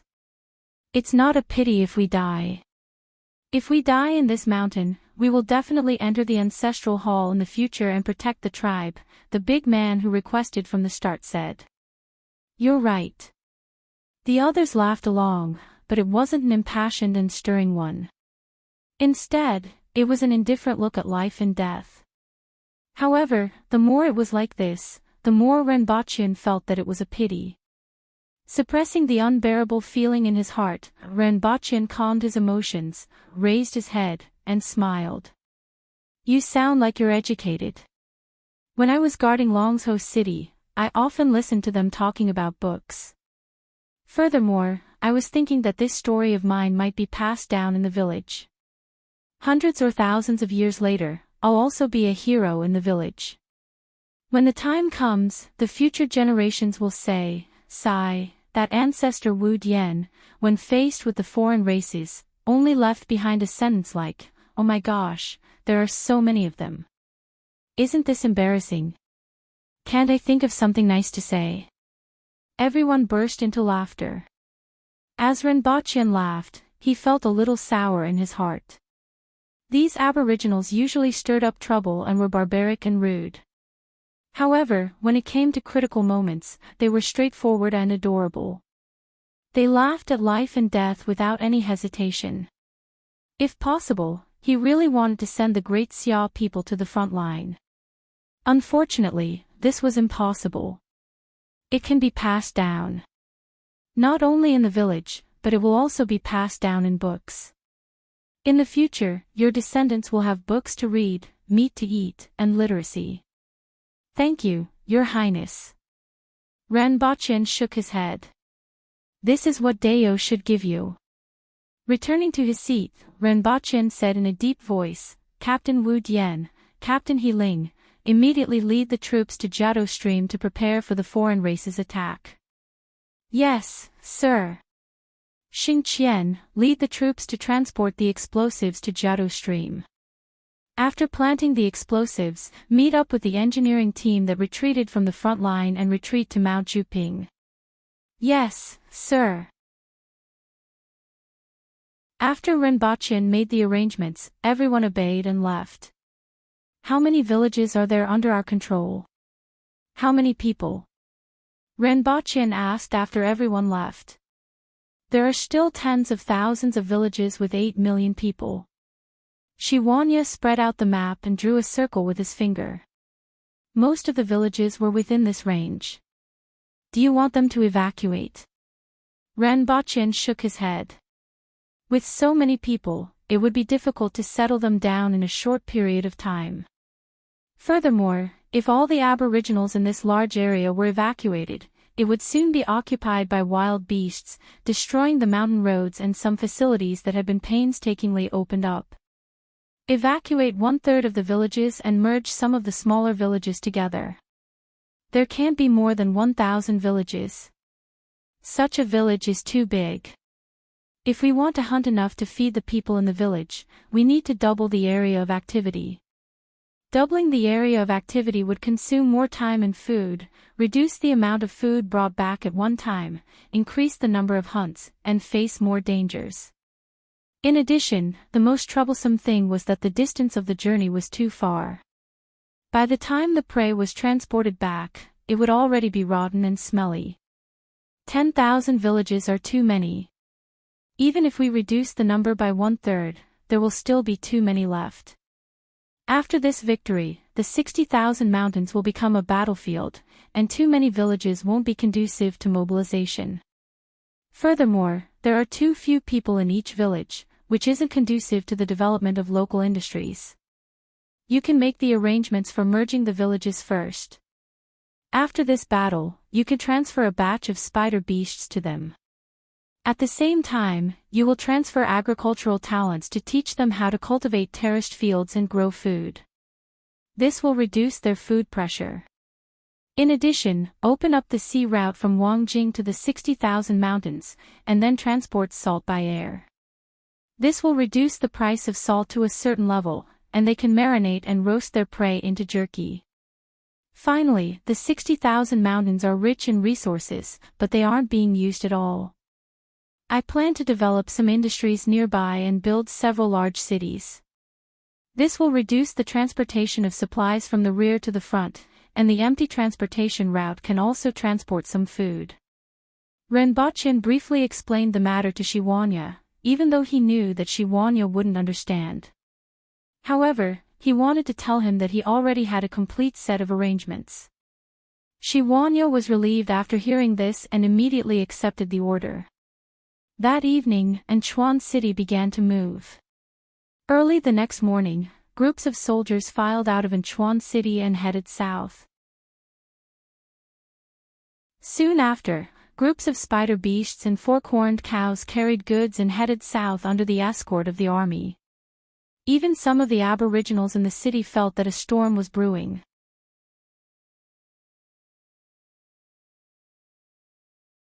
Chapter 1209. A group of earth spirits was walking in the forest. Squeak! A yellow-skinned rat with a rope tied around its neck, which was walking at the front, suddenly stood up and sounded an alarm. Those humans stopped here. Check it out. Be careful. Those damned flies. They are so weak that we can kill them with one slap, but we can't catch them, another earth spirit complained. Over the past 2 months, they had been constantly harassed by the human race. Mainly, they found things that could explode underground or on the cliffs. They would suddenly explode when walking, eating, hunting, and even when going to the toilet. These exploding things seemed to have been spread all over the 60,000 mountains by the human race, and they were everywhere. Although there were not many casualties, the impact on the earth spirits was significant. After all, no one liked to be blown up while they were walking. Blown up in the middle of a meal, blown up in the middle of a poop, their speed was inevitably affected. After a long period of harassment, their morale began to decline. After all, the earth spirits had emotions too. They had the ability to calm down, and they weren't robots. They stayed here for about half a day and ate. There are about 10 of them. About 2 days ago, one of the earth spirits was talking. The rat seemed to have discovered something and suddenly dashed over. "What's there?" the earth spirit who was leading the yellow-skinned rat suddenly shouted. When he followed the mouse to its destination, he turned over the grass and saw a malicious face carved on a stone. Oh no! Boom! A ball of flame expanded and turned into a fireball. 8 bottles. The other earth spirits saw broken limbs flying over before they could rush over. Damn it! It's more powerful than before. 22. Someone suddenly shouted. An earth spirit who was standing in a corner had his neck cut open by the flying fragments. They buried something different this time. It's not steel balls, but fragments. It's more powerful, informed the general. However, just as they were about to turn around, one of them suddenly changed his expression. He wanted to shout, but it was too late. Boom! Boom! On a mountain in the distance, someone was lying on a tree and looking in this direction with binoculars. Of the 3 lightning swords, only 4 were killed. The other 2 were injured quite badly. Should we go and catch it? Those long-haired monsters will be here soon. This place has direct observation over there, so it will definitely be the first place to be searched. Don't ruin all the traces. Let's retreat first. There was a total of 3 aboriginals. After retreating for a few hundred meters, they dug into a pit and covered their heads with rocks. Then, they retreated for a few hundred meters until they arrived at a riverside. They dived into the river and swam downstream for about 200 meters before coming ashore and running in another direction. Sage King, they've switched to a new type of explosive. It's much more powerful than the previous one, and the casualties among the outposts and roaming troops are high. We can't let them continue like this. What do you think? Those humans definitely can't carry too many explosives. They must have a lot of bases to resupply. As long as we send 2 elites to search for the human base, we can also find opportunities to attack the human base. That way, they won't have any spare energy to harass us. There's another advantage to doing this. Our main force will attract their attention, and the elite teams that are separated from the main force will have a greater chance of finding them. the human race is very weak. Except for a few individuals, most of them are weak. As long as we find them, we can eliminate them. Even if we encounter that human woman, we can retreat. Yes, I have the same idea. However, we haven't decided who to send yet. I'm willing to do it. Sage King Xian thought for a moment and said, "Get the broker here." That night, 2 teams of about 12 people left the main force and disappeared into the darkness. Did they split their forces into 2 teams? Renbaqian received the news shortly after. According to the comparison, these 2 teams should be experts, and it's likely that all of them are at least longevity heaven. As for their specific identities, we should be able to find out tomorrow by comparing their appearance and attire. Your Majesty guessed correctly. Renbaqian smiled. It's good that they are experts. It's not easy to deal with these earth spirit experts when they gather together. Now that they have split up, we can eliminate them separately and reduce the pressure when we confront them later. For other races, large armies were the biggest threat. However, it was the opposite for the human race. It was the easiest for them to eliminate ordinary foreign races. On the contrary, the threat of these foreign race experts was much greater than that of the foreign race army. Even if they could kill one more, it would reduce the pressure. Pay attention to their whereabouts and get everyone to hide, Renbaqian ordered. I'll inform Her Majesty tomorrow morning. Her Majesty already knows. Oh. Who informed her? Renbaqian looked up and asked. Her Majesty is also receiving the message from the same channel. All right, I got it. Renbaqian waved his hand, waited for them to leave, and lay down on his bed. The next morning, when Renbaqian contacted the Empress, he learned that she was ready to hunt these 2 teams. Your Majesty, be careful. Except for the Empress, no one else could help with this matter. The group of experts who had reached longevity heaven and earth had just returned from the barrier between the 2 worlds. They were expected to arrive at Oching Valley 1 step later than the enemy and Jiato Stream 1 step earlier than the enemy, just in time for the final battle. At noon, Renbaqian had obtained most of the information about these 2 teams. Other than their identities in the Earth Spirit Tribe, he had more accurate information about their strength, appearance, fur color, and even height. It had to be said that in terms of intelligence gathering, the human race was more than 10 streets ahead of the Earth Spirit Tribe. The Earth Spirits only knew that there was a woman in a red dress who was hard to deal with. They knew nothing about the human race's numbers or location. It was like a burly man armed to the teeth with a magical weapon facing a blind man who weighed 400 kilograms. There were a total of 24 Earth spirits, all of which were tigers and wolves that were suitable for short-distance raids in the forest. Among them, the 2 leading Earth spirits were second only to the Sage King and were at the advanced level of longevity heaven. In addition, 4 Earth spirits were at the intermediate level of longevity heaven, and the remaining 18 were at the beginner level of longevity heaven. Renbaqian quickly informed the Empress. Got it. The Empress hung up after receiving the message. She estimated the distance between them and estimated that it would take about half a day to travel at full speed. However, an hour later, the Empress received bad news that the target team had left the surveillance range. Now, the surveillance range was only the route of the Earth Spirit Tribe. If the other party moved too horizontally, they would be out of sight. The Empress had no choice but to stay where she was until nightfall. Just as she was about to find trouble with the other team impatiently, she suddenly heard a short and mournful roar from not far away. Immediately, the Empress became alert, hid herself, and put on the energy-detecting glasses. After about 30 minutes, she saw a few huge white spots in her field of vision. The Empress revealed her canine teeth with a tinge of excitement on her face. It was really like breaking into hell.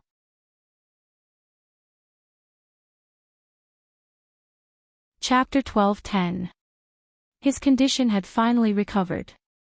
However, He wasn't satisfied with the results of his new book and was currently revising it. It was estimated that the revision would be completed in 4 to 5 days. After the revision, the Empress would resume updating 2 chapters. I'm here to inform you in advance so that you won't feel that I'm a eunuch. I'll keep my word. At the same time, he mentioned the new book, Invincible Once You Appear. The female lead of this book was very interesting. As for the male lead, he wasn't bald, not bald, not bald. Not only was he not bald, he even had hair, eyebrows, and a bird's nest. Other than the growth rings on his penis, everything else was perfect. The gigolo of the Empress's family. I'll resume updating 2 chapters in 4 days. Currently typing, please wait for a moment. After the content has been updated, please refresh the page to receive the latest update.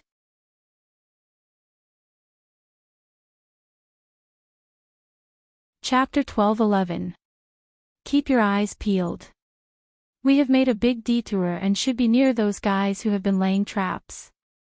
Broker was riding on a huge wolf. He was tall and big even among the earth spirits. There was a row of fangs hanging on his chest, and there was a small nail-sized gemstone at the end of each fang. The gemstone was glowing even in the dark night. Whoosh! An arrow that came out of nowhere instantly crossed the distance and nailed a person's head to a tree. Bang! The tree trunk exploded. At this moment, the sound of air exploding could be heard from afar. Enemy! Come out! The broker jumped up from the huge wolf. Deity fist! The broker's chest suddenly collapsed, and his arms seemed to have grown by 1, 2, 3, 4, 5 times, and expanded abruptly. His aura rose sharply as well. One could imagine the power of this punch. However, an arrow suddenly appeared in the dark and shot the broker's head. 6 figures dashed into the darkness. As for the earth spirit whose head had exploded first, its broken head recovered after a short while. At this point, the fight had begun in the forest. The Empress shot the broker with 1 arrow and shot 2 more. Then, she put the bow on her back, moved her feet, and glided into the darkness. Here! An angry roar came from the darkness in front of her. She waved her claws and tore the air apart. However, the Empress only punched and dispersed all the air in front of her. Then, she somersaulted in the air, flew over the head of the other party, and kicked with her right foot, smashing the head of the other party. I'm too strong. The Empress shook her head. The best way to deal with these high-level earth spirits wasn't to kill them. They could be resurrected countless times until their symbiotic partner used up all their vitality and died. The best way to deal with them was to knock them out. The Empress kicked again and turned the wriggling corpse into a rain of blood. Then, she rushed toward the other earth spirits who heard the commotion. You're just a monster with strength but no ability. The Empress twisted her body a few times in midair and dodged the pincer attack of the 2 men. She smashed one of their heads with her palm and kicked their corpses to pieces. Prolonging their recovery time could also increase the consumption of energy for their resurrection. Then, he fought at close range and broke the arms of the other earth spirit. Then, he went to his back and punched him lightly. Another light punch, another light punch, another light punch, and another light punch. The 3rd punch finally knocked him out. All of this happened in the time it takes for a spark to fly off a piece of flint. From kicking the other person to knocking the other person unconscious, only 2 breaths of time had passed. After throwing him to the ground, the Empress faced the other 3. First, she smashed one of them into pieces. Following which, she knocked the other 2 unconscious. It was just enough for her to go back and knock out the 1st, 2nd, 3rd, and 4th person. In less than 2 minutes, the 6 people who had entered the forest had stopped breathing. The faces of the 6 earth spirits outside turned pale. It's that woman. Broker already knew who his opponent was. Among the human race, only that woman was not to be trifled with. Even the virtuous king had suffered a great loss at her hands. The question now was whether to enter or retreat. There was almost no need to think about it.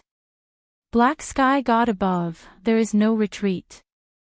15 minutes later, the Empress was sitting on a tree with 12 unconscious earth spirits lying on the ground. Hello. The Empress connected to the radio station. Wake the prince up. After a while, Renbochin appeared on the other side of the radio station and asked, Your Majesty. I'm fighting for my life outside, yet you are sleeping so soundly. The Empress raised her eyebrows when she heard Renbochin's voice. Do you want me to fight for my life? Renbochin chuckled. The Empress immediately lost her temper and said, Forget it. I still have to collect your corpse. Your Majesty, it's so late. Did something happen? Did you meet those earth spirits who came out? 12 of them. They were all knocked out. Your Majesty, you're amazing. You can easily take down the earth spirits. Renbochin laughed pretentiously. Cut the crap. Although these earth spirits are powerful, they aren't good at fighting. The most troublesome thing is that they can share lives and resurrect many times. On the battlefield, this is an advantage. However, in a fight between experts, it's the biggest weakness. Although you said so, only Your Majesty can do it, Renbochin said. After all, the Empress's longevity heaven was superior to these earth spirits in terms of level. Otherwise, she might not have been able to take them down so easily. The Empress shook her head gently. This wasn't a good thing, but rather a sad thing. If the human race could have more experts, it wouldn't have been so troublesome. If the human race hadn't been occupied for thousands of years, they wouldn't have been reduced to this state. 12 living, advanced individuals who can share lives with each other. We must bring them back. Where is Your Majesty's exact location? Renbochin knew what the current urgent matter was after hearing a few words from the Empress. The Empress reported the location to Renbochin. Fortunately, when exploring the 60,000 mountains back then, the map that was made had markings similar to latitude and longitude lines. Otherwise, it would have been extremely difficult to find an ordinary location in this vast mountain range. I'm afraid I'll have to trouble Your Majesty to send these earth spirits to the coordinates 164/337. This is the limit of our helicopter, Renbochin said after some calculations. This extreme distance, including the extra fuel they brought with them, allowed them to clear most of the cabin when they arrived. 12 earth spirits could fit into the cabin. The Empress looked at the map. This location wasn't far from her, but it didn't feel good to be ordered around like this. After thinking about it, the Empress suppressed her resentment and decided to teach that guy a lesson when she got back. She found some tree vines to tie the 12 earth spirits into a ball and gave each of them a few kicks on the head to ensure that they wouldn't wake up halfway. Then, she held a big ball and jumped into the air. After getting her bearings, she headed toward a certain point in the north. At dawn, the Empress stopped at a mountain peak, kicked each of the earth spirits in the head, and waited for the helicopter. She waited from morning to night. Just as the Empress was about to lose her temper, the helicopter finally arrived. Your Majesty! A few aboriginals jumped down from the helicopter and greeted the Empress. I'll leave these guys to you. The Empress pointed to the earth spirit balls that were tied together. Yes. An aboriginal lady took a needle that was as thick as a child's finger and inserted it into the abdomen of an earth spirit. She then forced the liquid in the syringe into his body. This was a strong anesthetic that was made from concentrated castor bean sap mixed with other things. She gave them the highest dose of the drug, which was enough to kill other creatures dozens of times. However, these earth spirits were afraid of everything except death. The Empress looked at them and stepped on a rock at the side, leaving a footprint that was 1 inch deep. That's about the strength. It's just enough to knock them out. If they come back to life halfway, chop off their heads and wait for them to grow back. The Empress knew that these earth spirits would be very useful, so she patiently told the others how to deal with them. Go back and tell the prince to wash his neck and wait for me. The aboriginals were speechless. Didn't he really want to wash his neck and wait for the Empress? The prince was done for. Yes.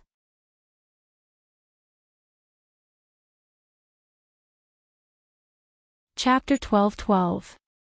This is an earth spirit. Renbachien looked at the tightly bound earth spirit in front of him and carefully sized it up. With so much hair, it should be living in a relatively cold area, at least a temperate zone. There are spring, summer, autumn, and winter seasons, and the summer temperature isn't high. It's about 1.7 meters tall, has a flat and short forehead, and doesn't seem to have a big brain. Renbachien took a knife from the guard's waist, cut off the top of the earth spirit's head, took a look, and dug out its brain to confirm his guess. The area of the cerebral cortex folds was much smaller than that of humans. He then carefully observed this earth spirit to grow a new brain. Renbachien was curious. If a brain could grow, how could memory be achieved? Unless they had a data platform like a mainframe that backed up everyone's memory at any time. Renbachien immediately thought of the black sky god. The limbs are short, strong, and slightly curved. The calves and forearms are proportionally small, and the hands and fingers are also short. They haven't evolved to use tools for a long time. It looks like they haven't evolved for a long time and haven't fully evolved. Renbachien pondered for a while. It was really surprising that they could develop a more developed civilization and perfect language. In addition, the earth spirit's ability to share vitality with other creatures pointed to the black sky god. The guard at the side looked at Renbachien studying these monsters and said something he didn't understand. After racking his brains for a long time, he could only say, "Damn, awesome. Your Highness, you seem to be very knowledgeable about these things. I've long known that you're an extraordinary person who seems to know everything. It seems like it's true after seeing you today." Su Yu, who had rushed over, smiled and complimented. Several guards immediately looked at him fiercely. You have already said everything. What are we supposed to say? Renbachien waved his hand and didn't say much. In order to prevent himself from losing the ability to travel, he engraved countless stone tablets and recorded countless books on the planet in his sea of knowledge. He had read and studied a lot over the years.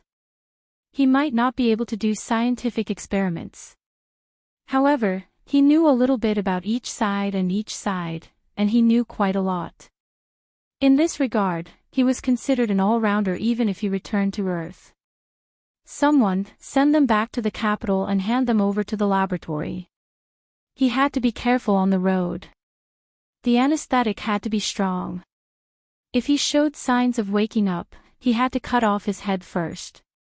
As for their control, everything must be done according to the strictest standards, and there must be no slack in the slightest, Renbachien instructed. Yes. Renbachien ordered his men to carry the earth spirit away and clean up the room. After that, he would instruct the laboratory. He had some ideas regarding the research of these earth spirits. Most importantly, there was the secret of sharing life with the black sky god. Next, there was the secret of the longevity celestial plane. After all, there were only a few longevity heavens in the entire human race. It would not be good to study them. Finally, there was the weakness of the earth spirits. Fortunately, even though there weren't many earth spirits, they were strong enough to resist. They wouldn't die easily. Moreover, a group of earth spirits were about to set off. After arranging everything, Lu Jun and Suyu went to the yard. Suyu had lost a lot of weight. His qi and blood were full, and his eyes were full of spirit. He was completely different from before. If he were to be thrown back to Great Xia now, the people of Great Xia would probably not be able to recognize him. Not bad these days, Rinpoche praised. Your Highness flatters me, I don't deserve it. Suyu waved his hands. He really didn't deserve it. He took medicinal baths every day, drank a bunch of medicine, and used crystals. A bunch of people spent a lot of resources to push him to the earth will level. How could he dare to face Rinpoche? I didn't expect that I, old Su, would become an earth will expert one day. Suyu patted his stomach. Although it had decreased a lot, there was still some left.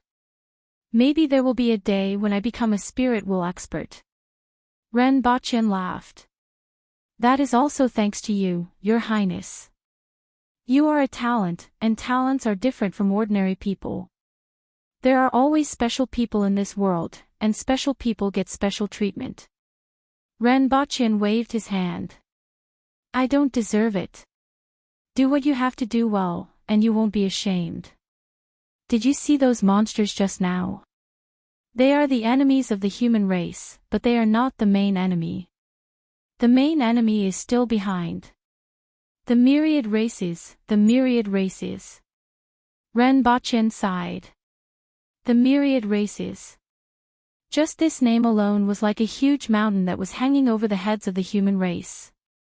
For so many years, he had always been worried that this mountain would fall one day and turn the human race into ashes. Your Highness, what you are doing is a matter of life and death for the human race. I will do my best. Suyu quickly said. Soon. You can be of some use now, Rinpoche said. Get ready. Follow me to the front line in a few days. Suyu's face suddenly trembled. His entire face was trembling, along with the flesh inside. I will write a will. If anything happens to me, I hope that Your Highness will consider my contributions to the human race. Rinpoche wanted to kick him out. How did you survive under Su Qing's hands for so long? Eating, sleeping, and talking nonsense, and I became a marquis. Suyu thought but didn't dare to say it out loud. Although he didn't say it out loud, Rinpoche could see it. He couldn't help but sigh. This person and that person wanted to rob others along the way, but in the end, they became emperors. However, that person was really capable. Of course, Suyu was also capable. You won't die. Don't look like that. Rinpoche really didn't like to see his timid appearance. Yes, yes.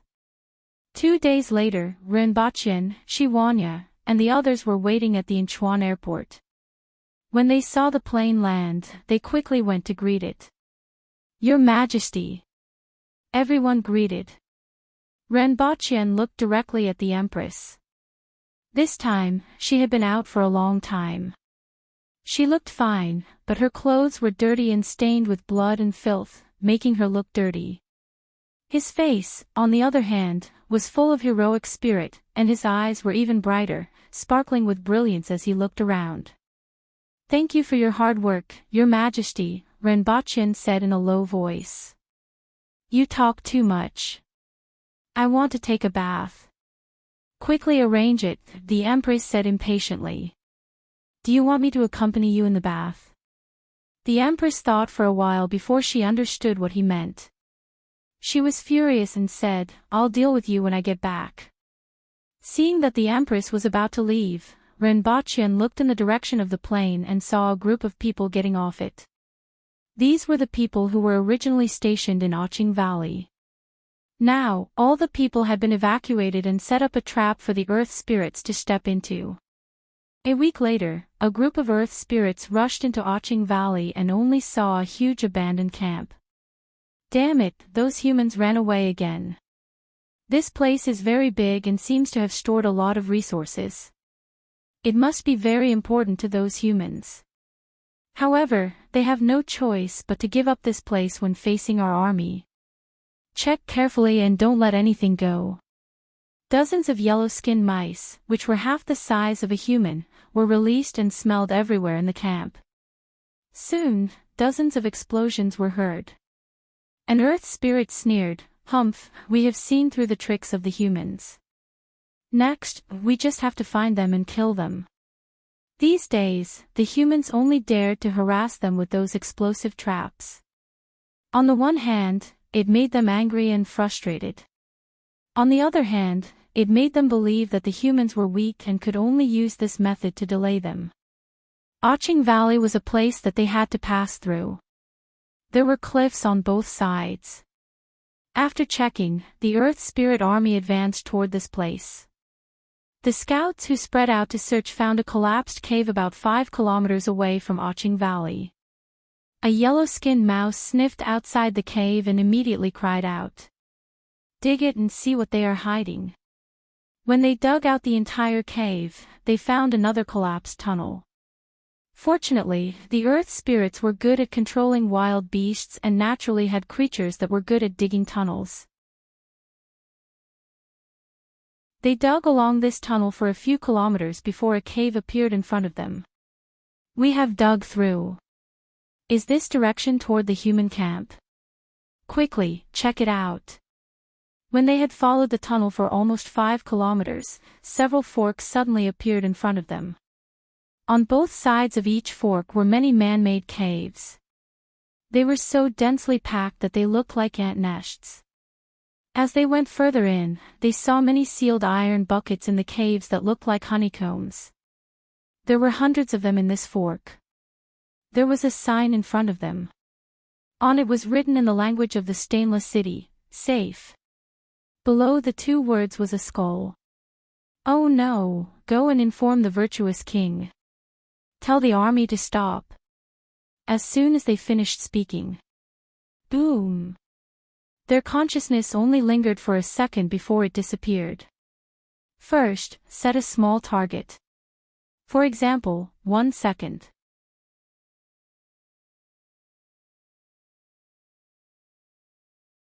Chapter 12-13. Enchanting Valley was about 1 kilometer wide and 3 kilometers long. A large army was gradually entering and passing through the valley. One could see that there were tigers, leopards, wolves, elephants, eagles, gigantic beasts of disaster, and even winged snakes in this army. Even though they were thousands of kilometers away, it was clear from the video that this army wasn't to be trifled with.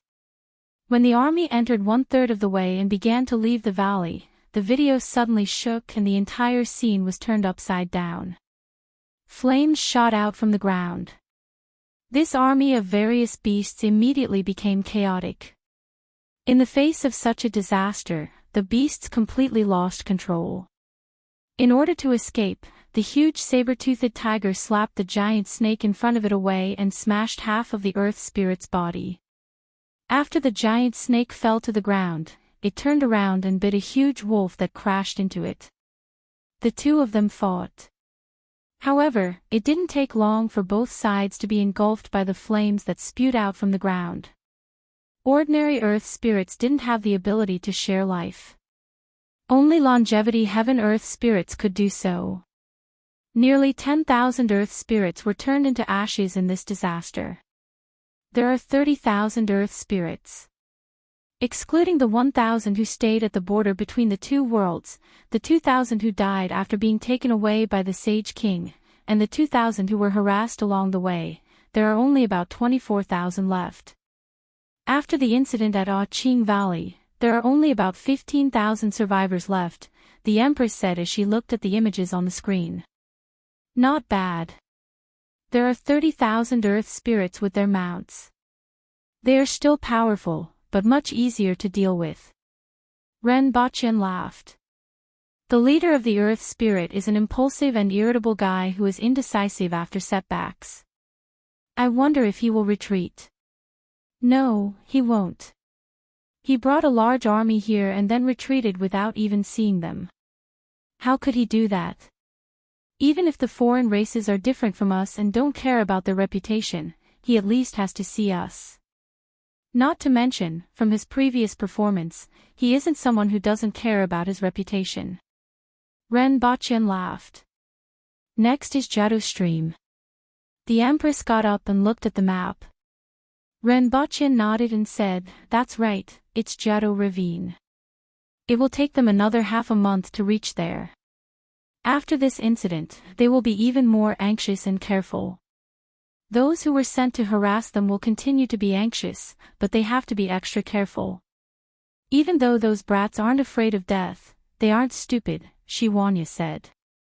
The ancient said, "Heaven is in harmony, earth is in harmony, and man is in harmony." These long-haired monsters came from a cold place and were not used to the heat and humidity here, so they lost the harmony of the weather. In this mountain range, they were not familiar with the terrain, and they did not have a map. The scouting range of the outpost was limited, and they had lost the terrain. "We have the heavens and the earth, and we have deployed our army. Once we open up our pockets, we will definitely be able to capture them all in one fell swoop." Suyu was finally acting like a strategist.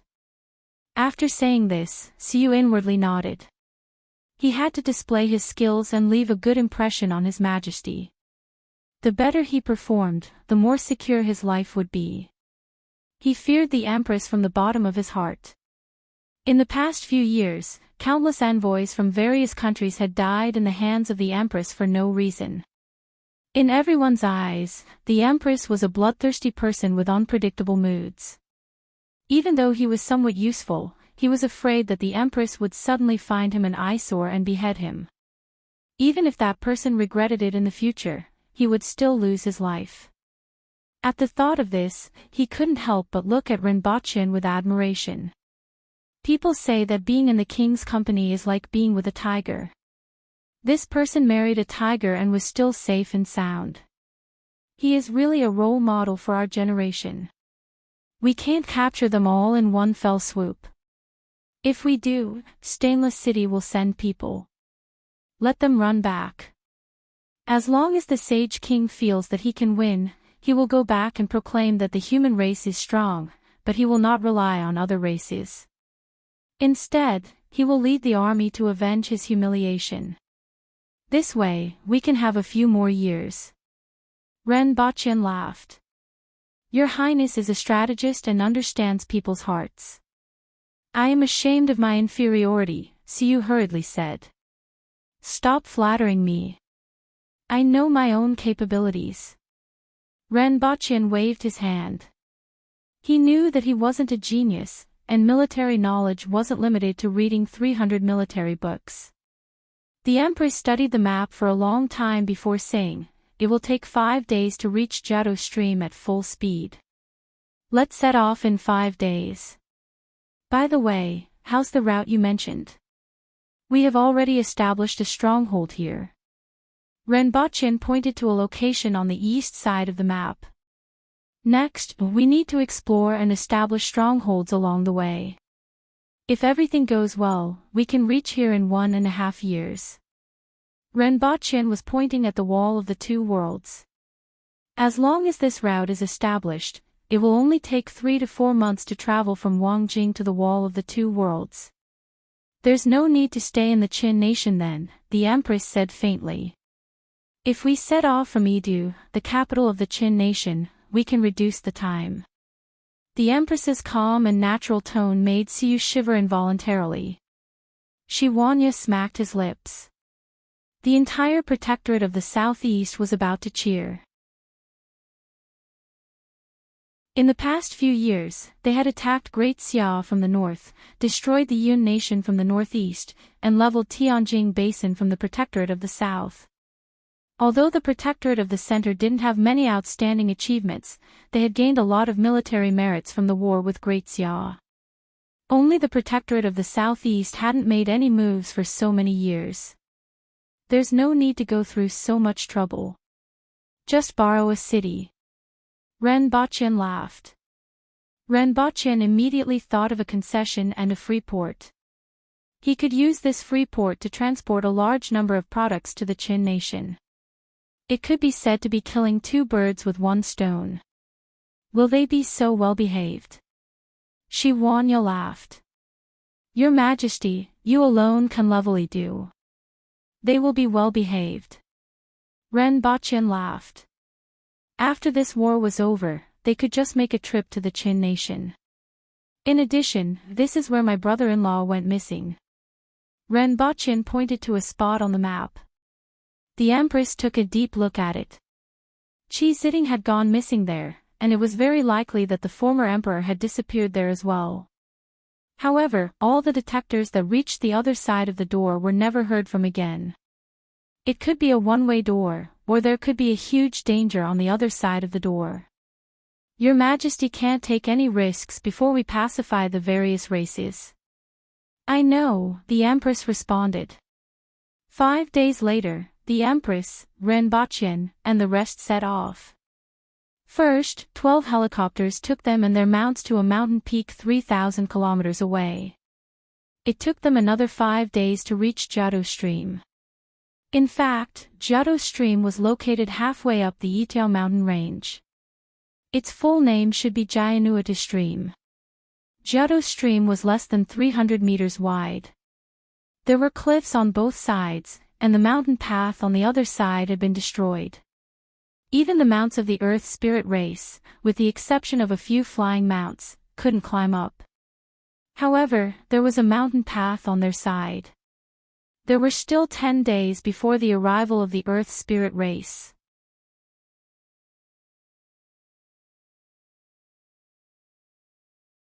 Chapter 12:14.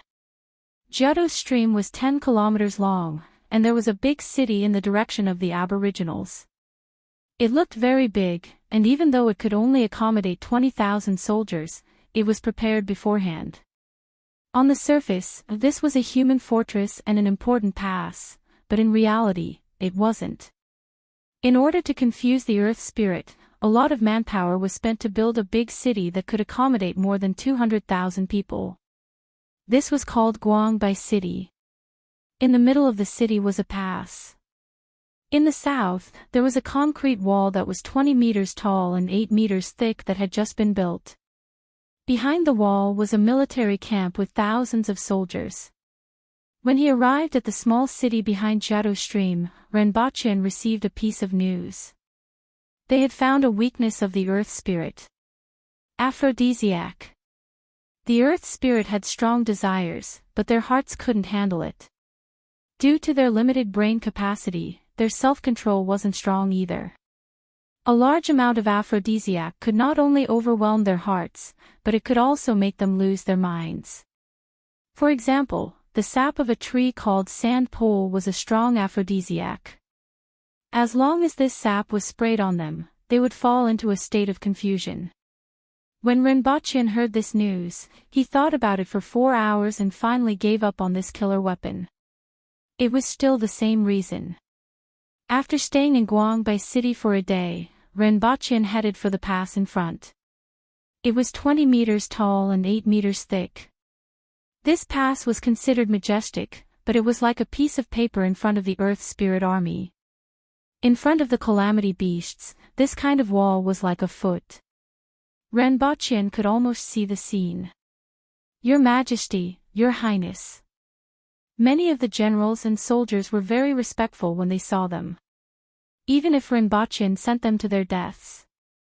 The Empress looked at both sides and asked, "Why don't we bury explosives on the cliffs on both sides?"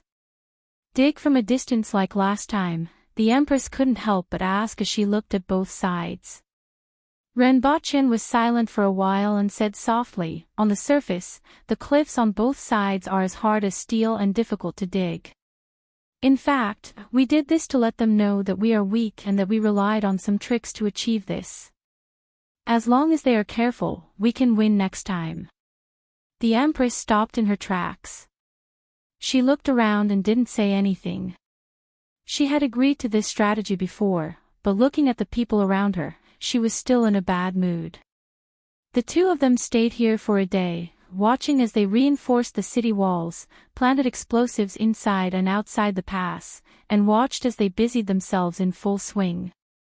That night, the two returned to Guangbai City. The next day, he saw Li Yuanzhu and Lin Yu.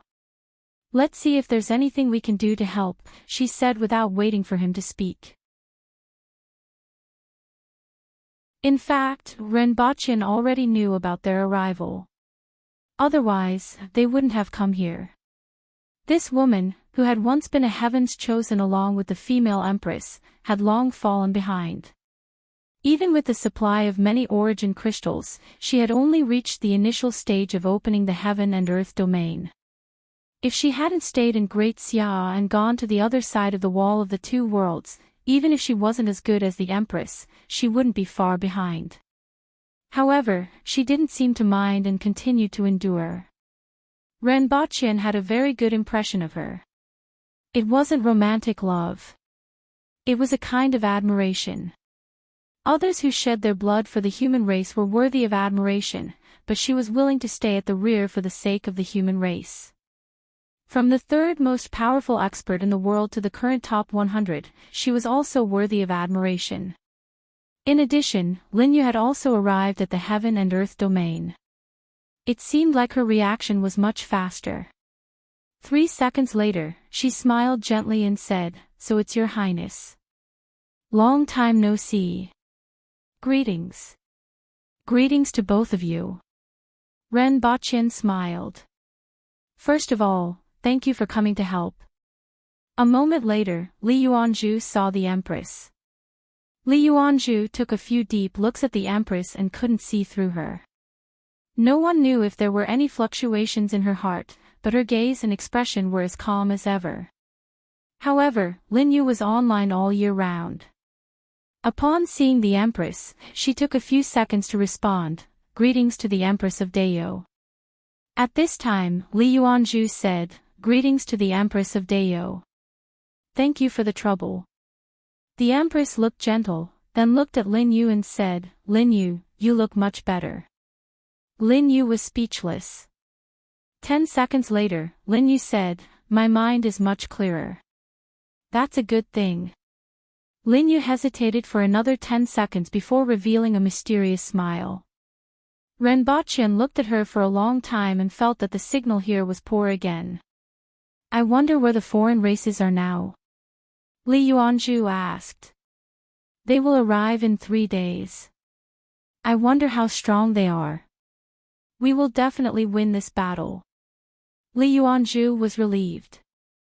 "I'm here to see the foreign races. I won't refuse if there's anything I can do for you." After a while, Li Yuanzhu began to inquire about the whereabouts of the other people, and Renbochin told her about them one by one. Those people were divided into 2 groups. One group was seizing the time to train outside the wall of 2 worlds, while the other group was behind the Earth Spirit race. After the battle with the Earth Spirit race, these people would come out from the back and cause trouble for the Earth Spirit race. After that, they would fight against the foreign experts together with the Empress.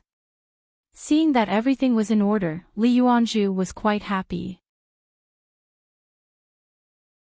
3 days later, Renbochin, the Empress, Shiwanya, Li Yuanzhu, and the others stood on the mountain pass and looked into the distant sky.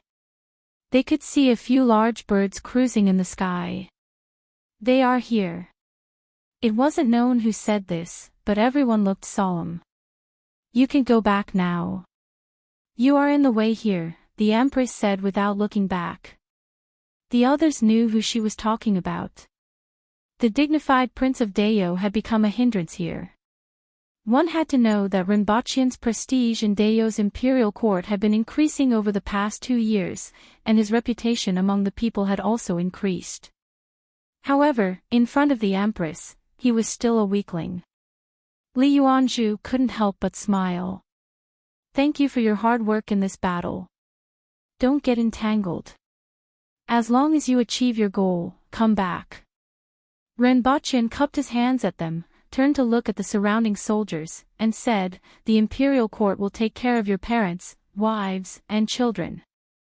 "Thank you, Your Highness."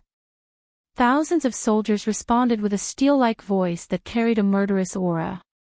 "We understand. Please go back, Your Highness." Li Yuanzhu nodded in response. Before coming here, Renbochin had already warned her, and she knew the meaning of this battle.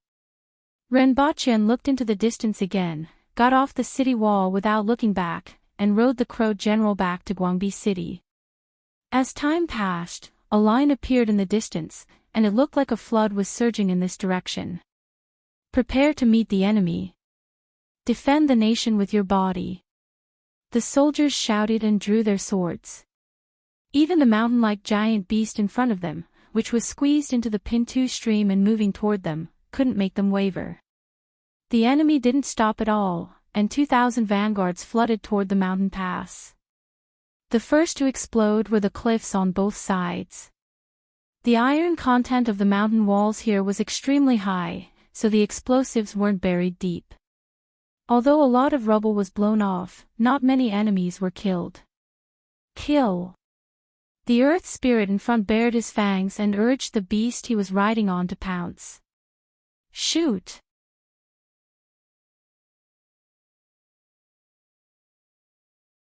Chapter 12:15. Shoot horizontally.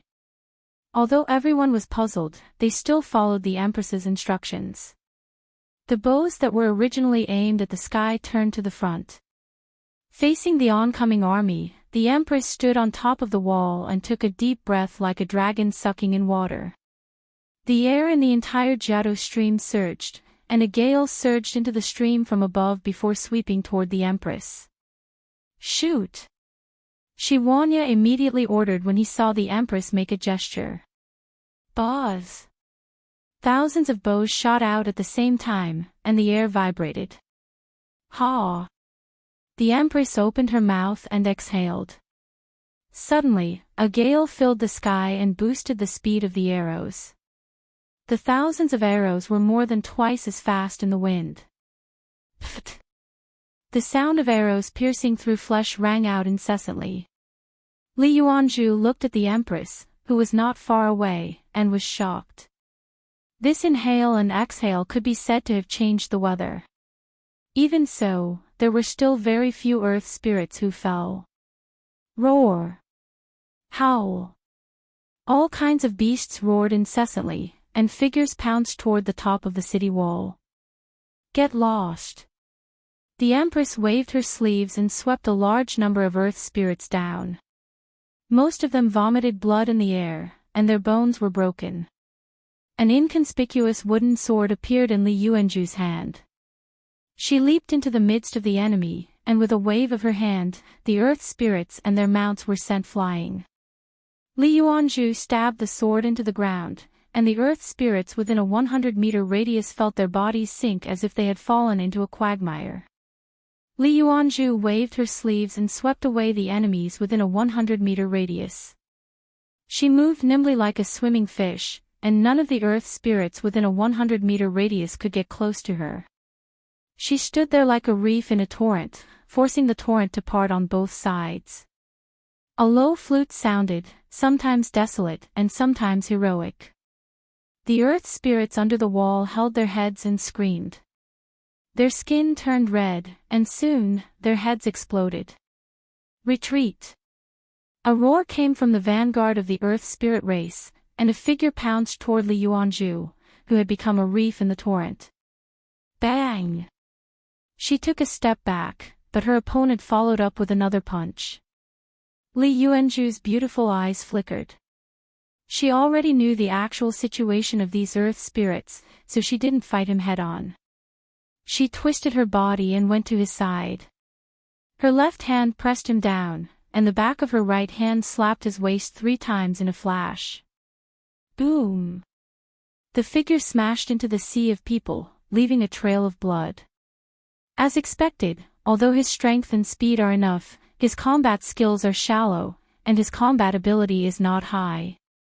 He's like a child holding a sharp weapon, Li Yuanzhu thought to herself. If it had been someone else, their internal organs would have been crushed after being whipped 3 times. However, the figure somersaulted on the ground and leaped dozens of meters in a single leap. However, it was even worse than the last time. She grabbed his leg and threw him into the distance. Ah! The figure roared in anger and crawled up again. Very quickly, he was sent flying for the 3rd time. However, this kind of injury was almost non-existent to the high-level earth spirits who had reached the longevity heaven. Li Yuanzhu acted as a reef in the torrent and greatly slowed down the speed of the earth spirit's vanguard. The Empress waved her sleeves at the top of the city wall and swept the earth spirits off their feet. Lin Yu pressed her flute against her red lips and played an unknown song. The heads of the people at the foot of the city wall exploded one after another. It was like setting off firecrackers. Red and white heads flew everywhere. With the help of the other Aboriginal soldiers, even if they were four-way heaven-level soldiers, the weakest among the earth spirits was at the Kismet heaven level, and the captain was at the cardinal heaven level. However, with so many arrows, some of them could be killed. After all, the earth spirits in the longevity heaven realm didn't have the ability to share life and not fear death. In less than 30 minutes, the earth spirits at the foot of this mountain pass had a huge bump on their heads. Nearly half of the 2,000 vanguard soldiers were killed. At this moment, a shocking roar was heard from afar. The mountain-like calamity beast roared angrily at the sky and charged in their direction. "You have a bad memory." The Empress snorted and went to meet it. However, dozens of figures rushed out of the enemy's formation like lightning. Li Yuanzhu turned to look at the earth spirits, who had begun to rush up the city wall after the Empress left, and sighed softly. She looked up at the figures rushing over, pulled her wooden sword out of the ground, and turned into a blue shadow as she went to meet them. Lin Yu's flute stopped abruptly. She looked to her left and right and said, "Take care." "Thank you." A burly man who looked like a general laughed. "Boys, a fight to the death. Fight to the death."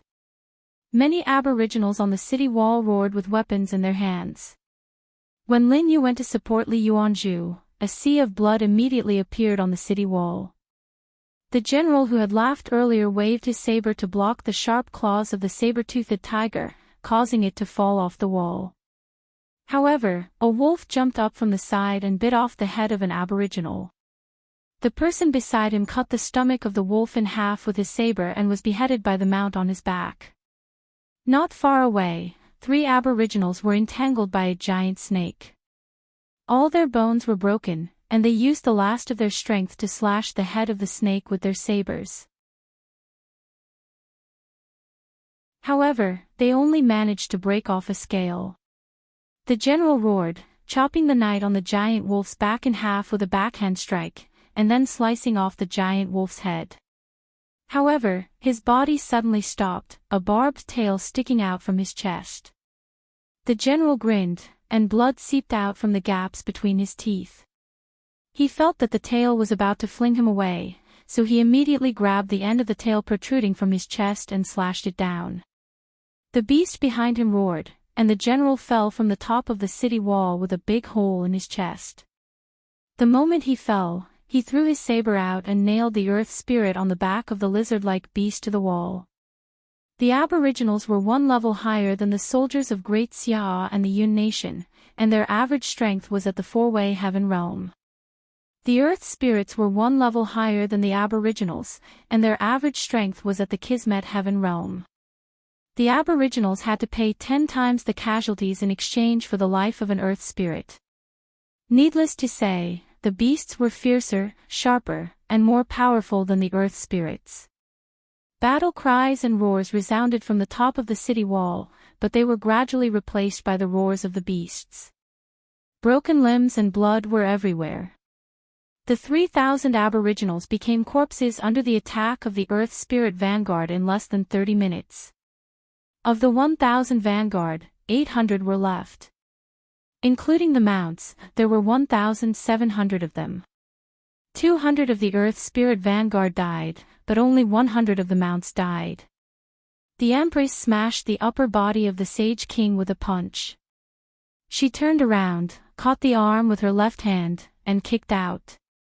Except for the arm, the Sage King's entire body exploded. Feeling the wind behind her, the Empress didn't stop. She appeared in the air and slapped down with her right hand. It was as if an invisible palm had slapped down from the sky.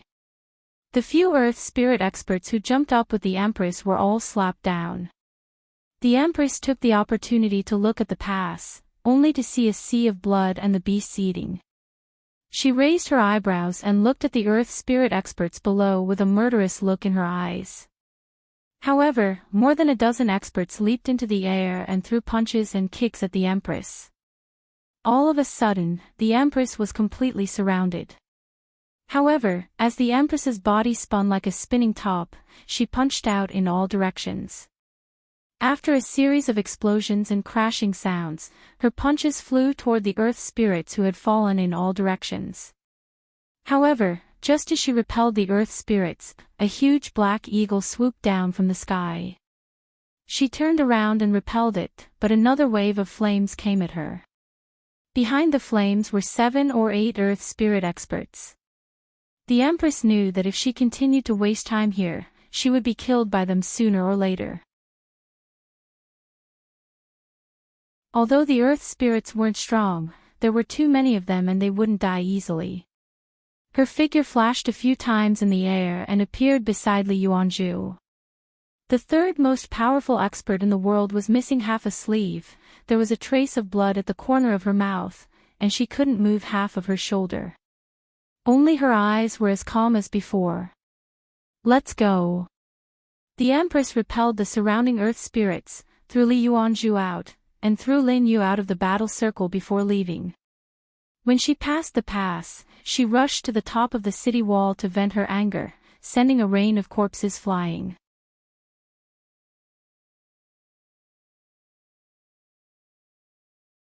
Chapter 12:16. Don't chase them. Seeing that the other Earth spirits were about to chase, the Sage King stopped them. He had suffered a lot when he chased after the woman in red. Now he understood the meaning of "don't chase a cornered enemy." The Sage King was quite satisfied with this battle. He didn't kill thousands of humans, but he finally met them instead of being led by the nose. The ground shook when the giant disaster beasts walked. In a short while, they arrived at the pass. The Sage King looked at the blood flowing down from above with a satisfied expression. These humans are so weak. Except for a few strong ones, the rest are like ants. They can't even withstand a single blow. The Sage King laughed. The others also agreed. In fact, even though everyone's attention was on the Empress during the battle just now, they had also been paying attention to the situation here after the battle. These humans looked brave, but they couldn't even withstand a single blow. These humans were extremely weak, not much different from the stronger ones among the lower races. In fact, they weren't even as strong as the top lower races. Back then, the humans were also very weak. But the upper limit of their strong ones was very high. Plus, they reproduced so quickly that they became a medium race, an Earth spirit said. That takes time. Only a few strong ones can emerge from a large number of humans. After being exiled for so many years, the humans have already declined. They don't have time to develop again. Sage King, there's a big human city after this valley. It looks like it can accommodate hundreds of thousands of people. Let's see where you can run this time. The Sage King laughed. They finally found them. Should we go after them? No hurry. They can't run away, the Sage King said. How far are we from the human city? A moment later, there was news, only a dozen miles, 7 or 8 kilometers. They could reach it in a snap of their fingers. How many satiety pills do we have? 3 for each of us. The fullness pill was a special kind of food that the Earth Spirit Clan used when they were traveling. Along the way, the Earth Spirit Clan's army couldn't even find a mouse within 100 miles. They had all been turned into rations, and with the fullness pill, they had managed to survive until now. Everyone take one and rest here. We'll start the battle in 2 hours. The Sage King thought for a while. Let the scouts continue forward to investigate. The terrain here is narrow. Those humans must have set up traps. Every Earth spirit had a deep memory of the human clan's explosive traps. Contrary to the human clan's weak strength, these explosive traps were a headache for the Earth spirits. He immediately sent out the scouts. They've stopped. There were cameras everywhere in the Pintu stream. The humans could see everything that happened to the Earth Spirit clan. Renbachien looked at the screen. The Earth Spirit was resting outside the pass, and many ferocious beasts ran up to the pass to feed on the corpses. He could feel the Empress beside him tensing up and unable to restrain her anger. Don't worry, they will pay the price soon. Renbachien grabbed the Empress's hand, but he didn't expect her to break free. After all, this strategy was proposed by Renbachien. Renbachien didn't mind. After all, he felt uncomfortable. However, it was precisely these corpses that covered up the traces and smell of the buried explosives. The explosives and iron fragments that could cause great damage were buried under the pass and behind it. On the contrary, there were no explosives in front of Guangbi City. If the cliffs on both sides collapsed, the 20,000 soldiers in Guangbi City would be buried with them. Renbachien looked at the scene in front of him, especially the three giant beasts. They were more than 100 meters tall and 30 meters wide. They were terrifying. Can we think of a way to keep these beasts here? Renbachien asked. The Earth Spirit clan only had a small victory and would soon be defeated. Renbachien was thinking about the spoils of war. He was also very interested in these giant beasts. It was hard to imagine that a terrestrial creature could be so huge. Giant elephants that were more than 10 to 20 meters tall were already terrifying to him. These giant beasts were really like mountains. The Empress crossed her arms and said, "The aura of this thing is probably at the intermediate level of longevity heaven, but its strength and vitality are far superior to ordinary creatures.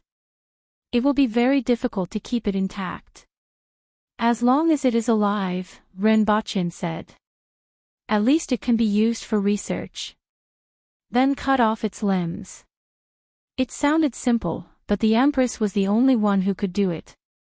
Renbachien looked for a moment, picked up the walkie-talkie, and asked, "Have you arrived?" "Just outside Jiatou Stream." "Good. When the explosion sounds, you will charge in from the back and entangle their experts.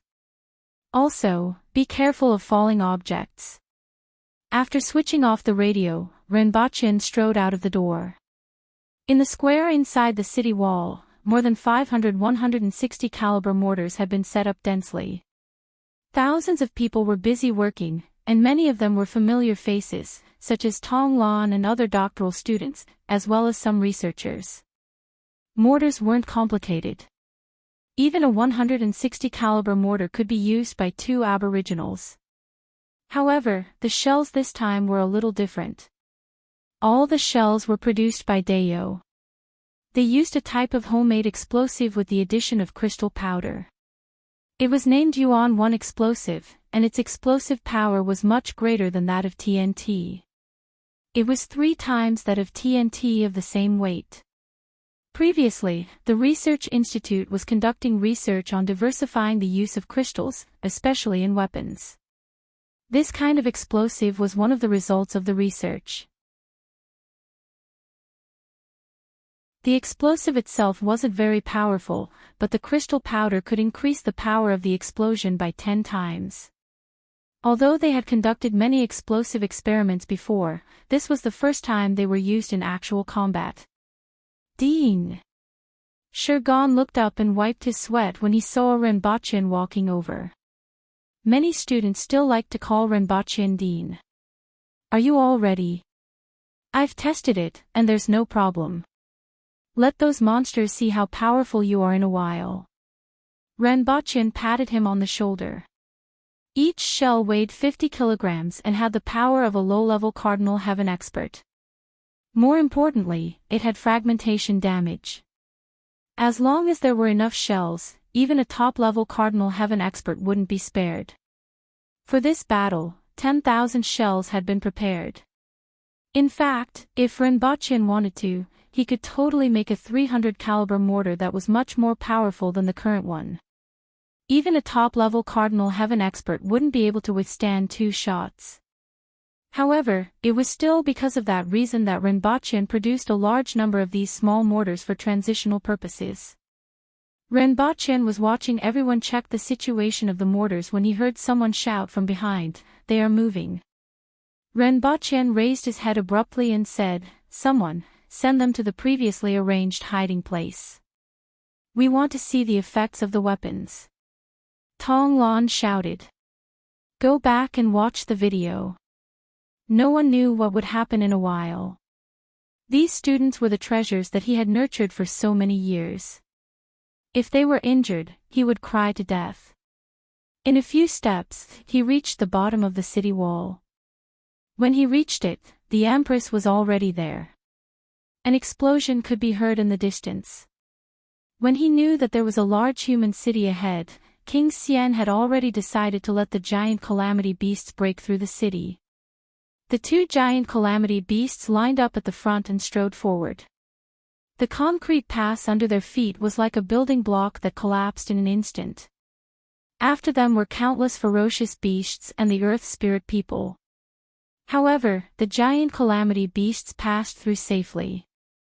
When 1/3 of the army behind them passed, there was a sudden loud noise from Jiado Stream. The entire ground was shaking, and countless flames shot up from the ground. Countless people were overturned by this violent vibration, and thousands of earth spirit people and their mounts were torn apart in an instant.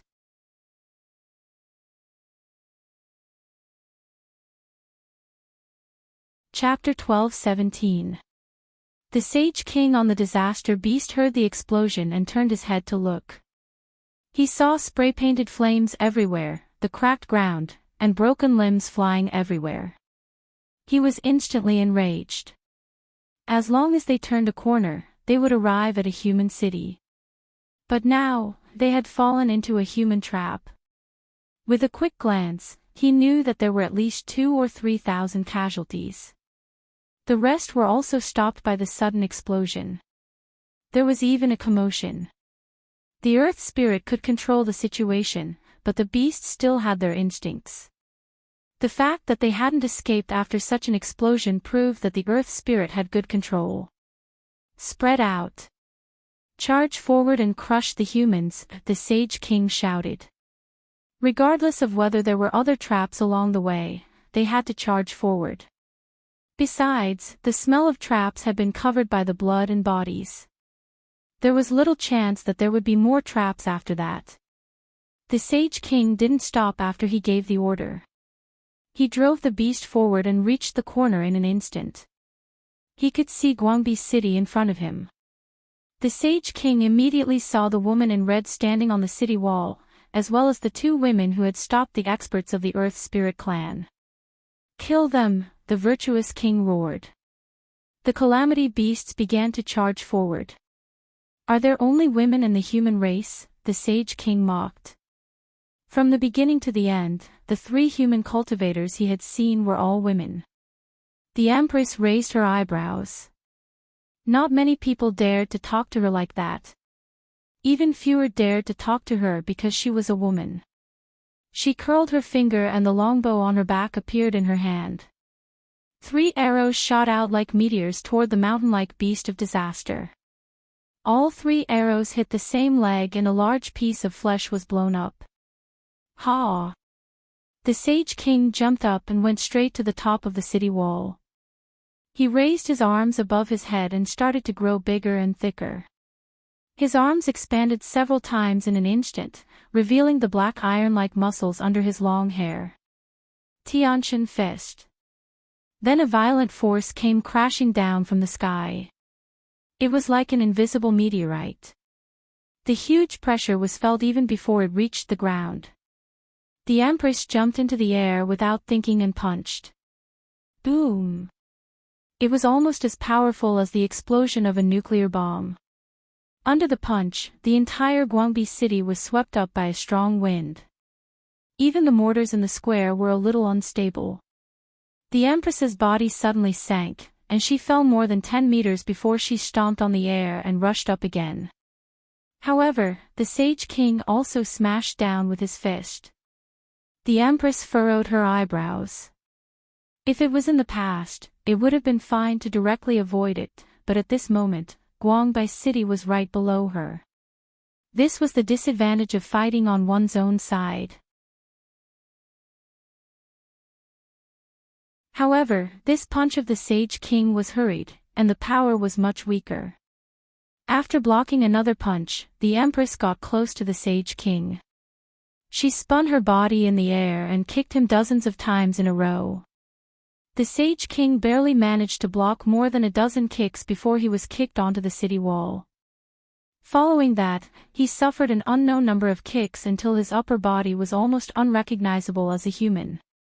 He was heavily slammed onto the mountain wall. The female Empress dashed over in a flash and smashed King Xian into pieces of flesh and blood. Then, she stepped on the air and faced the dozen or so experts from the Earth Spirit clan. "Please stop those two beasts of disaster," Renbachin said to Li Yuanzhu. "All right." At this moment, Lin Yu didn't have any bad network signal and rushed out of the city with Li Yuanzhu without saying a word. "Prepare the mortars." Renbachin looked at the corner of the mountain wall where the Earth Spirit clan's army could be seen and immediately waved his hand. "First team, fire." Bang! In an instant, the sound of countless cannons converged into a few sounds. A series of sharp and ear-piercing whistles sounded in the sky. The Earth Spirit clan had just turned the corner when they heard the whistles in the sky. They looked up and saw hundreds of black dots falling from the sky like rain. At first, the Earth Spirit clan didn't pay much attention, but when these black dots landed on the ground and exploded into balls of fire, it directly plowed the area from the corner to 300 meters in the direction of Guangbei City. Only a few hundred of the Earth Spirit clan's army that had rushed over were left, and they rushed toward Guangbei City with ferocious looks on their faces. Renbachin frowned. "Second team, fire. Fire-breathing team, get ready. Throw team, get ready to ignite." At Renbachin's command, hundreds of people around him carried a long pipe, and the other end of the pipe extended to the oil storage tanks below the city wall. "Third team, fire. Fourth team, fire." The mortars plowed the corner over and over again, and the explosions and flames basically didn't stop. The shrapnel turned the area into a dead zone, and countless Earth Spirit clan members who rushed into that area were blown to pieces. Even a supreme being would find it difficult to resist such a heavy artillery fire in such a narrow space. Even so, a few supreme being Earth spirits and their mounts still rushed out. The hundreds of Earth spirits that had rushed over were already 500 meters away from the city. "Throw team, 300 meters in front, fire." Hundreds of oversized long-handled grenades immediately covered a distance of 300 meters outside the city wall. There was another violent explosion. In order to increase their power, these grenades were more than twice the size of the grenades on Earth.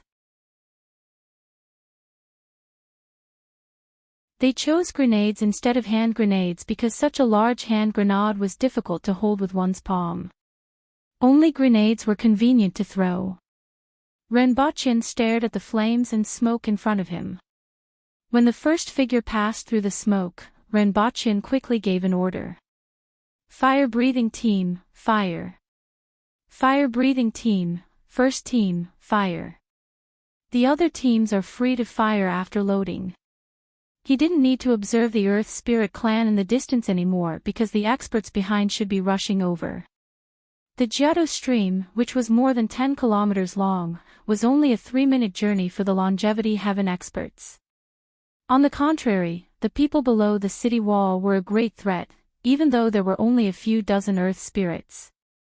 Coupled with the Earth spirits rushing over from behind, the entire battlefield seemed rather sparse. Those who were rushing over were at least Supreme Being Heaven experts. Phew! With the sound of high-pressure oil guns being fired, the area 100 meters in front of the city wall immediately turned into a sea of fire. The Earth Spirit experts, who were already very close to the city wall with endless murderous intent in their eyes, could only see the oncoming flames. Figures stepped on their mounts and leaped toward the top of the city wall. Get lost. Go down.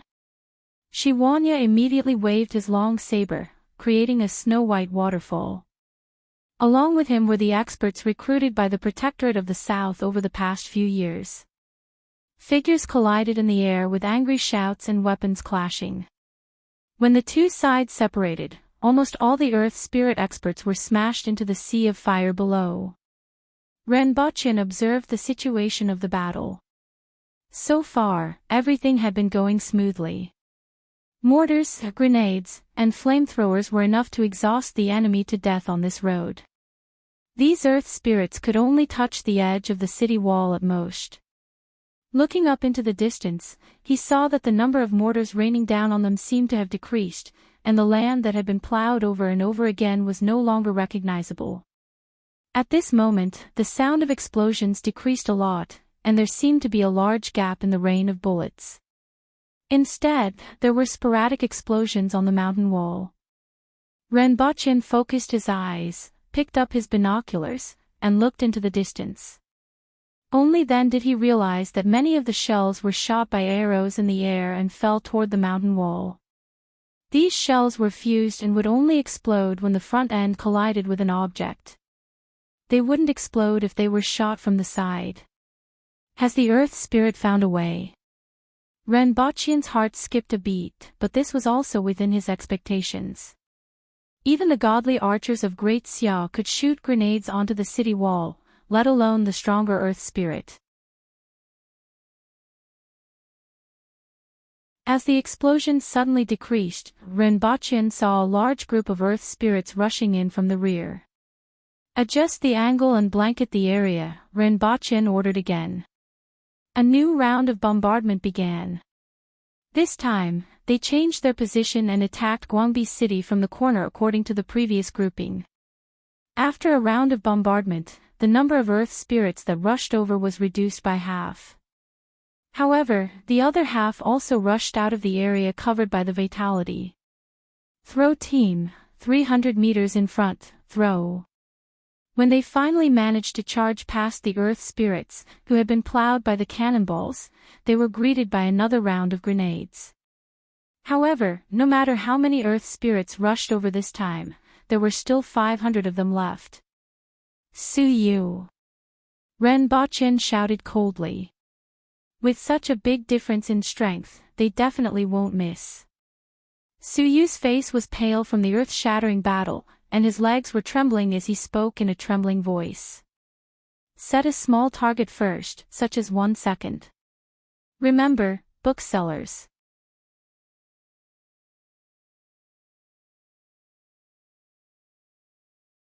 Chapter 12:18.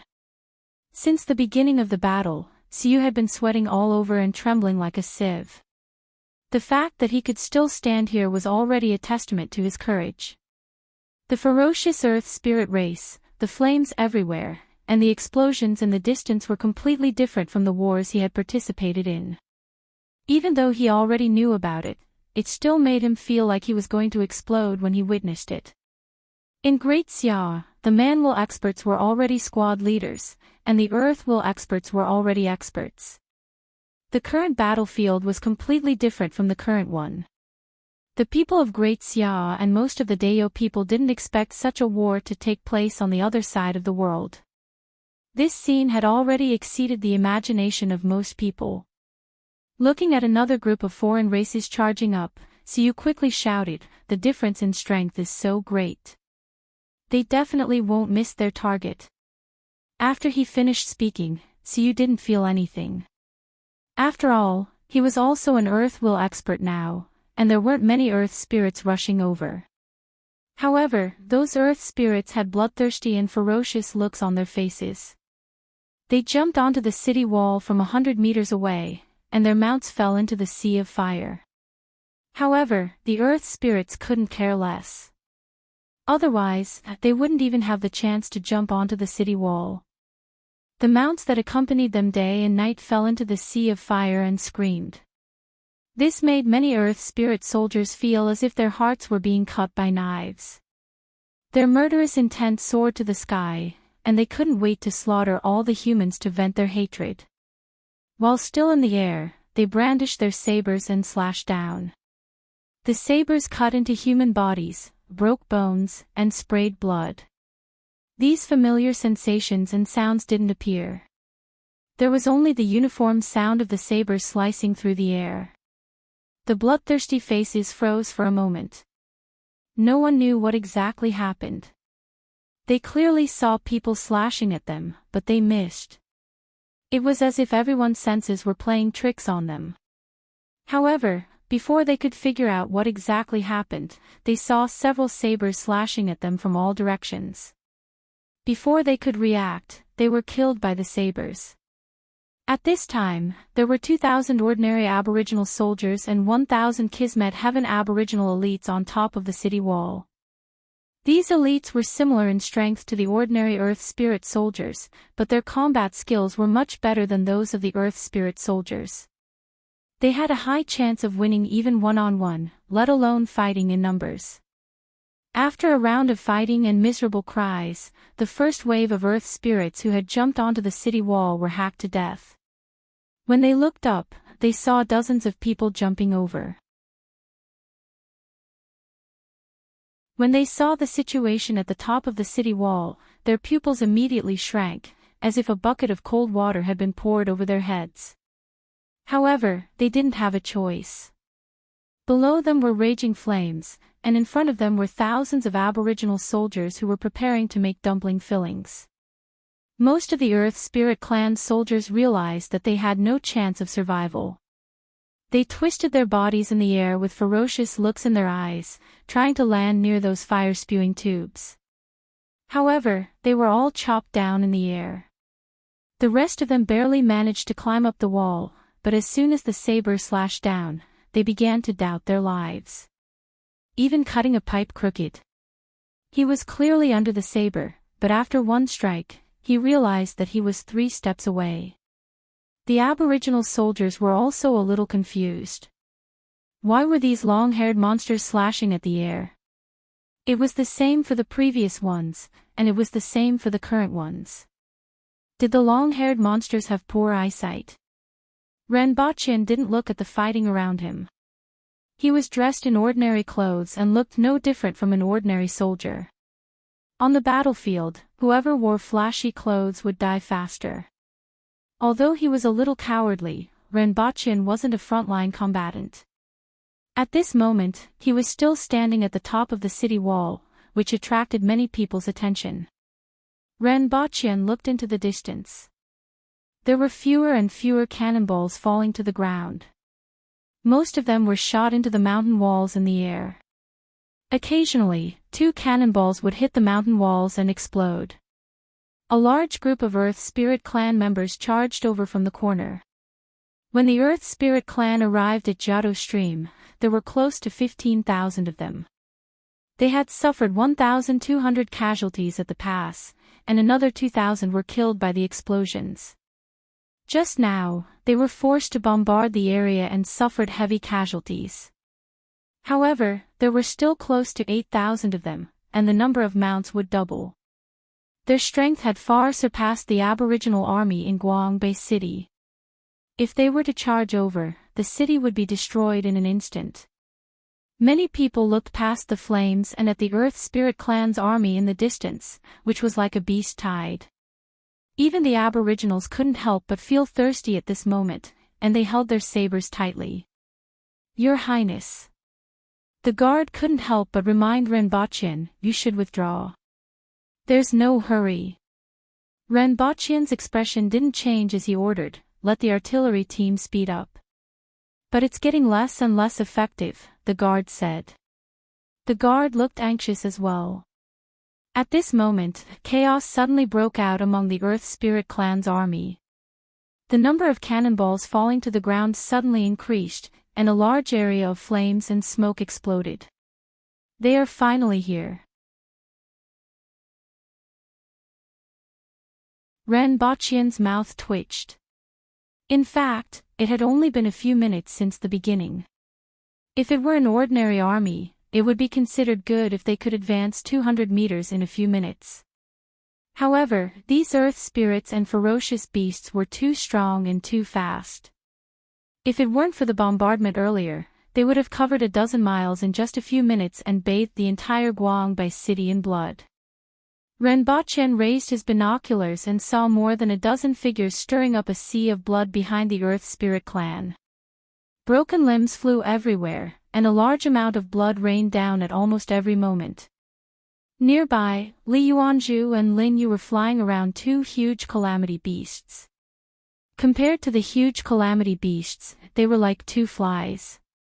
If it weren't for the fact that they were mainly targeting the eyes and noses of the calamity beasts, ordinary wounds wouldn't have been felt by the huge beasts. Li Yuanzhu ran from the back of a calamity beast to its head. With a shake of the wooden sword in her hand, more than a dozen sword shadows shot out and slashed at the nose of the calamity beast. A group of huge claws slapped at the lively little mosquito on its head. Li Yuanzhu scuttled to the nose of the calamity beast. The wooden sword grew larger and larger until it was several times the size of the previous one. She pierced the eye of the calamity beast. If it hit, it would definitely be blinded. The calamity beast closed its eyes and shook its head rapidly. Its front claws, which covered the sky and covered the sun, swatted at its nose like it was swatting a fly. It hated this little insect to death. It was too annoying. Bang! The calamity beast slapped its nose hard, causing its movements to stagnate for a moment. At this moment, a figure suddenly descended from the sky and hit the head of the calamity beast with a short stick. To the calamity beast, this small wound wasn't even comparable to a mosquito's stab. It was just like how Li Yuanzhu couldn't create a wound on the body of the calamity beast even with all her strength. However, this seemingly powerless stick hit the head of the calamity beast. The strong skull that it was so proud of immediately cracked, and a big hole appeared. However, there was still a hard bone underneath. The skull of the calamity beast was at least 1 meter thick. Without thinking, Li Fu jumped into the hole and hit the skull with the stick again. 3 times in a row, it was as if a fountain of blood had appeared under Li Fu's feet and almost sent him flying into the sky. In an instant, Li Fu grabbed the broken bone wall beside him to stabilize himself. He took a deep breath and plunged his head into the wound.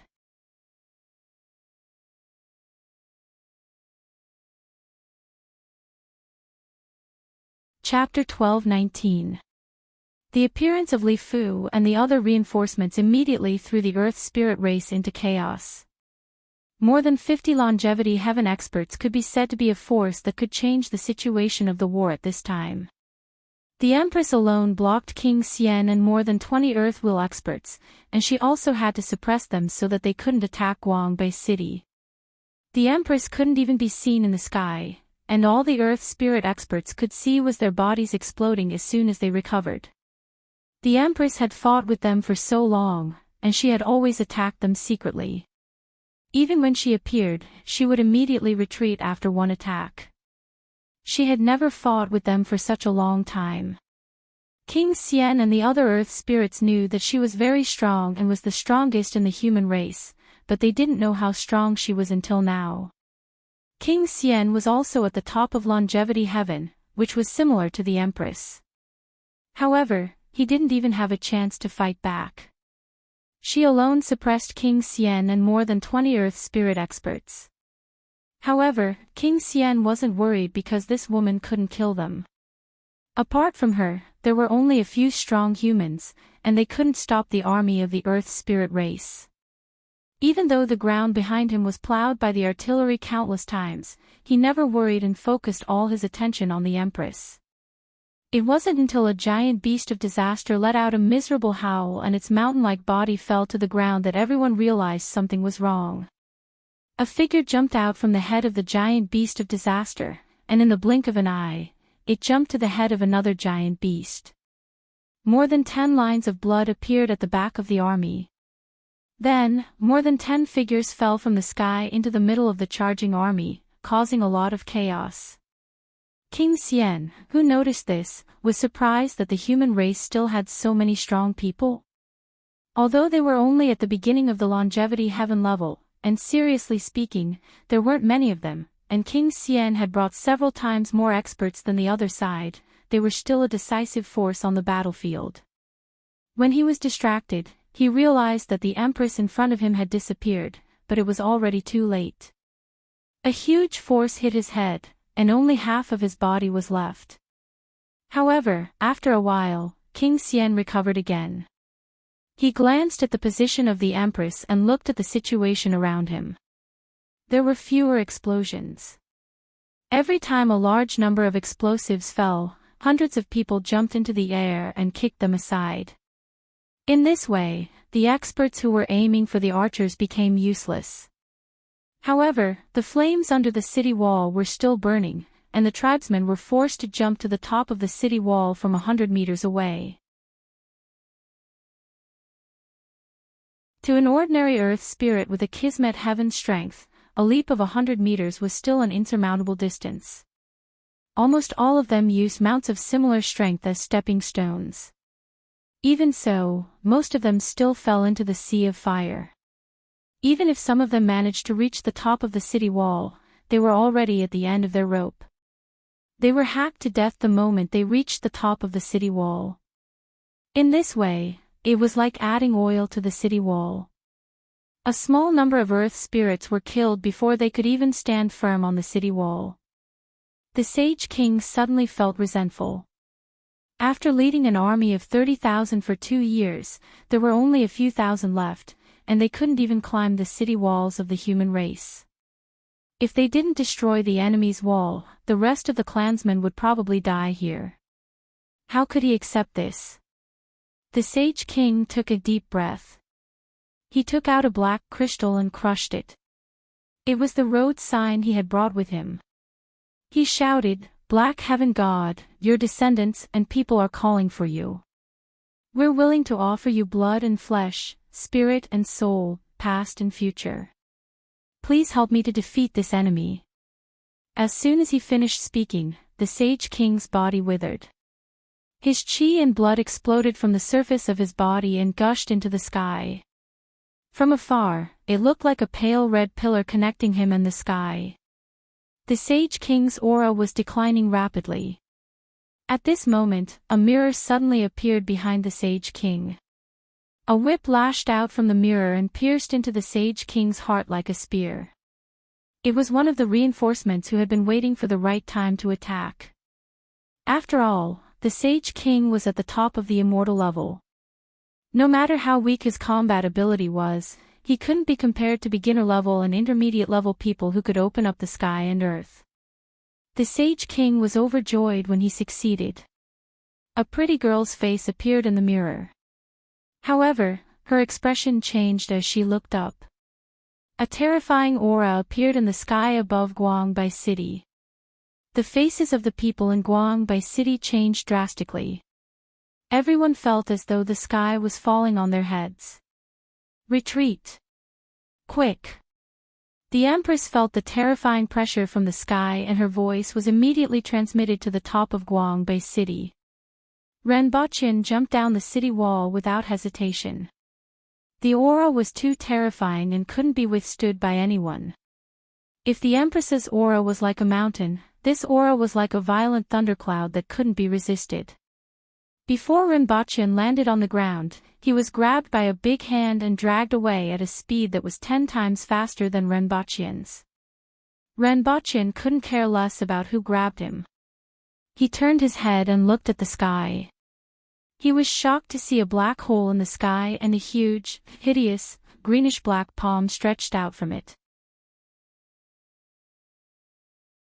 At first, it was only a few dozen meters in radius. However, what was surprising was that the palm grew bigger and bigger. It was 3 kilometers in radius and slammed down with a terrifying aura. Boom! With just one palm, the entire city wall disappeared. There wasn't even a flying gravel. It was pressed directly into the ground. The oil storage tanks behind the city wall that were used to store diesel exploded. When the palm was raised, it turned into a sea of fire. Renbochen's eyes widened. This hand was too terrifying. Was the owner of this hand the so-called Black Sky deity? Although he already knew about the Black Sky deity and that the Empress had injured his hand with a nuclear bomb, he only understood how terrifying it was after seeing it with his own eyes. Moreover, that hand gave him the feeling that it was as if he was swatting a fly to death casually and lazily. It wasn't fast and was just a casual slap. Following which, the second slap landed on the center of the square. Boom! There was no explosion, but the entire square disappeared. A huge pit that was 3 kilometers in diameter and more than 10 meters deep appeared on the ground. Renbochen's heart immediately tightened. The artillery regiment was gone. He didn't know how many of them survived. Even though Tong Lan and the rest were hiding far away, they were underground, and he didn't know if anything had happened. This made Renbochen subconsciously look to the other side, trying to find some clues from the ground. If the place where they were hiding collapsed, the ground would definitely change. Fortunately, there didn't seem to be much change, which made Renbochen feel relieved. The giant hand raised again and was about to slap down again when it suddenly paused. There was an exclamation in the air. Then, it increased its speed by 10 times and slammed into the Jiaodu stream. Renbochen's face changed. The other party slapped in the direction where the Empress was. The other party remembered the Empress and discovered her. A loud roar and the raised dust obscured his vision. Renbochen vaguely saw a landslide. One side of the Jiaodu stream was directly smashed by this slap. Renbochen's face immediately turned pale. Could the Empress withstand this slap? Humph! A cold snort came from the sky. It sounded like the owner of this hand wasn't very satisfied. However, the hand shrunk until it was dozens of meters in radius and retracted. The hole in the air also disappeared. Go back! Renbochen hurriedly shouted. The one who grabbed him was Shiwanya. Without waiting for Renbochen's instructions, he hurriedly ran back.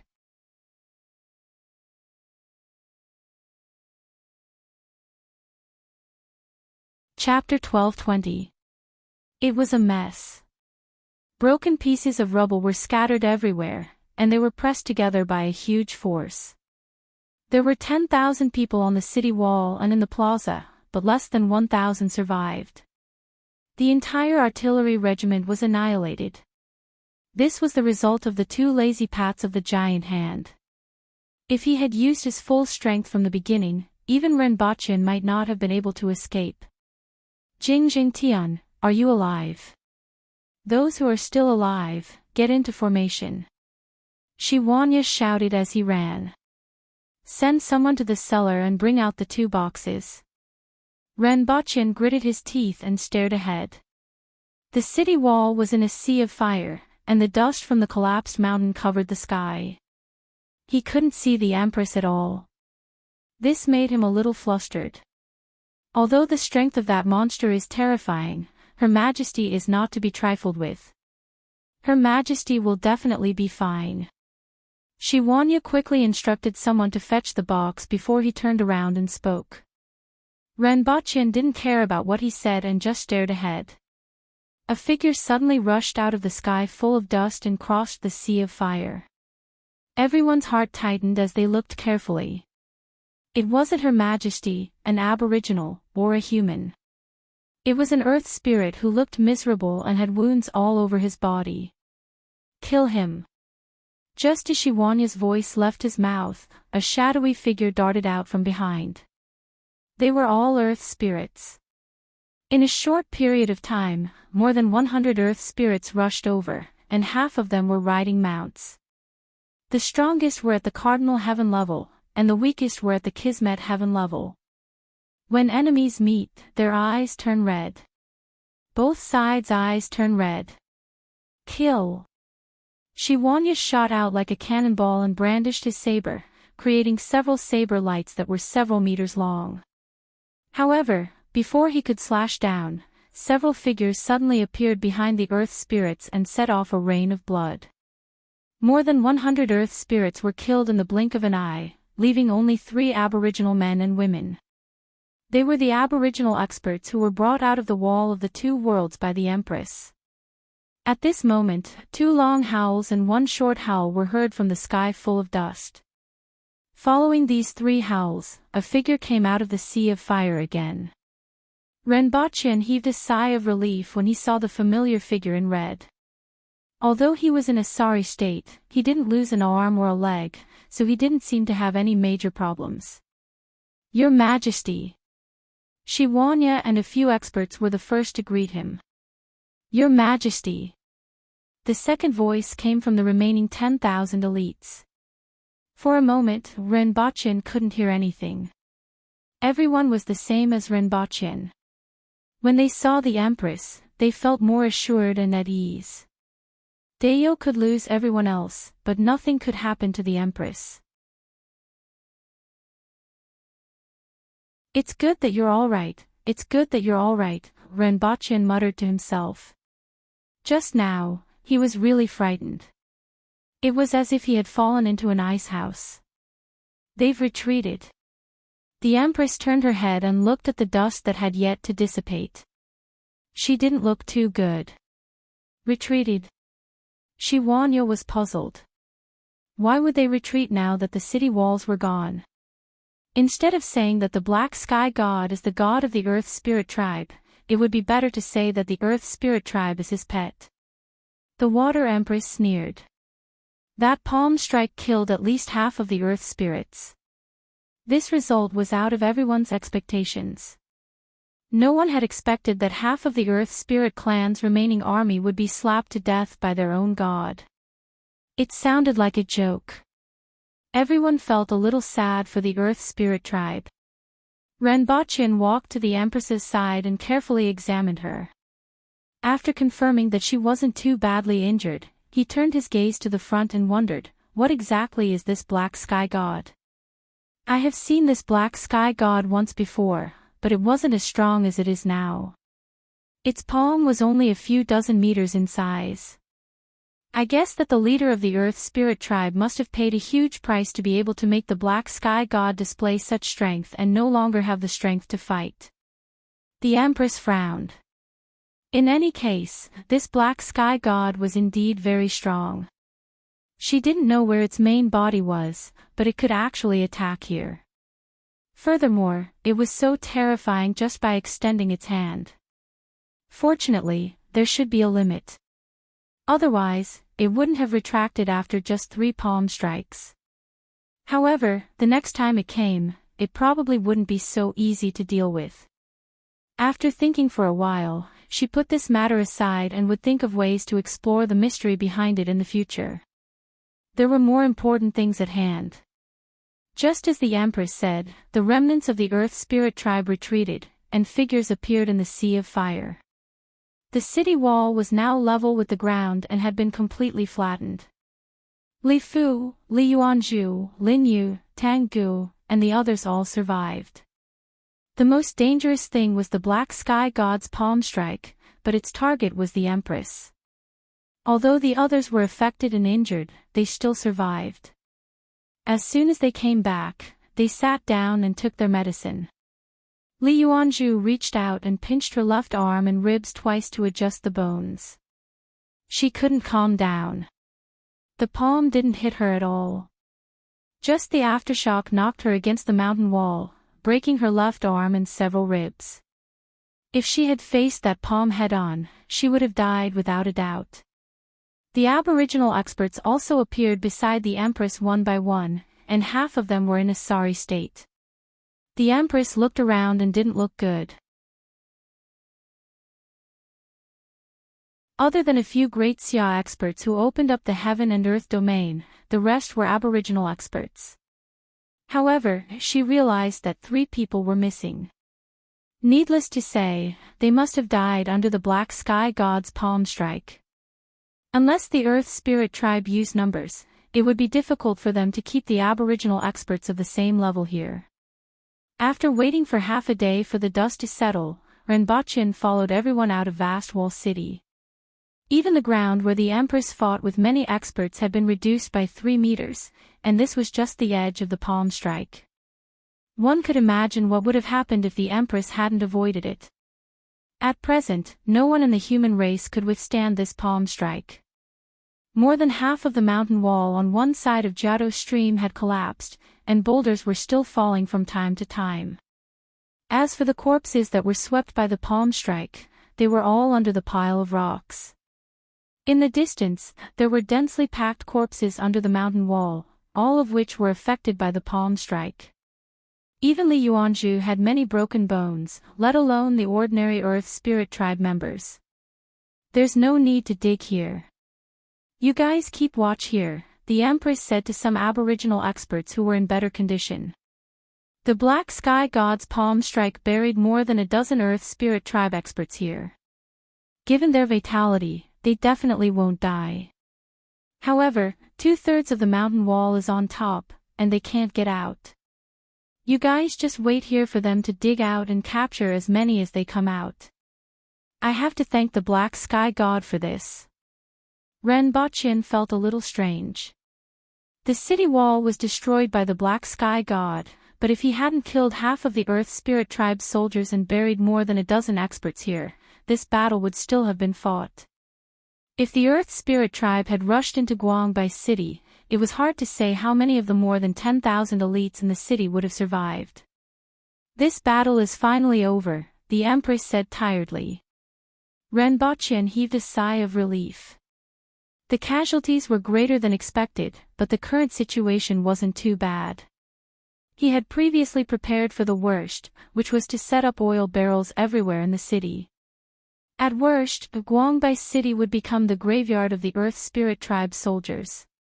In addition to the mountain pass in the middle of Jiado Stream, more than 10,000 people had died in this battle. If everything went smoothly, they could buy a few more years. By the way, where's Suyu? Is he still alive? Renbochin suddenly remembered that this guy was very useful, but he didn't know if he was lucky enough. Renbochin couldn't find Suyu after looking around inside. What a pity. However, at that time, they really couldn't care less about him. So many elites and generals from the Protectorate of the South didn't survive, let alone him. However, when he returned to Guangbai City, he saw a fatty squatting in a corner, shivering. His face was as white as a sheet. Looking at him, other than some abrasions, he was actually fine. This made Renbochin raise his eyebrows. This fatty's life was really tough. You're tuning into the LoveLore Library YouTube channel. We're so grateful for your support, and don't forget to subscribe to join us on this incredible journey through captivating stories. Your generosity through donations truly makes a world of difference, as it's the primary source of revenue that allows me to expand and enhance this channel for you. Thank you from the bottom of my heart for being a part of this adventure.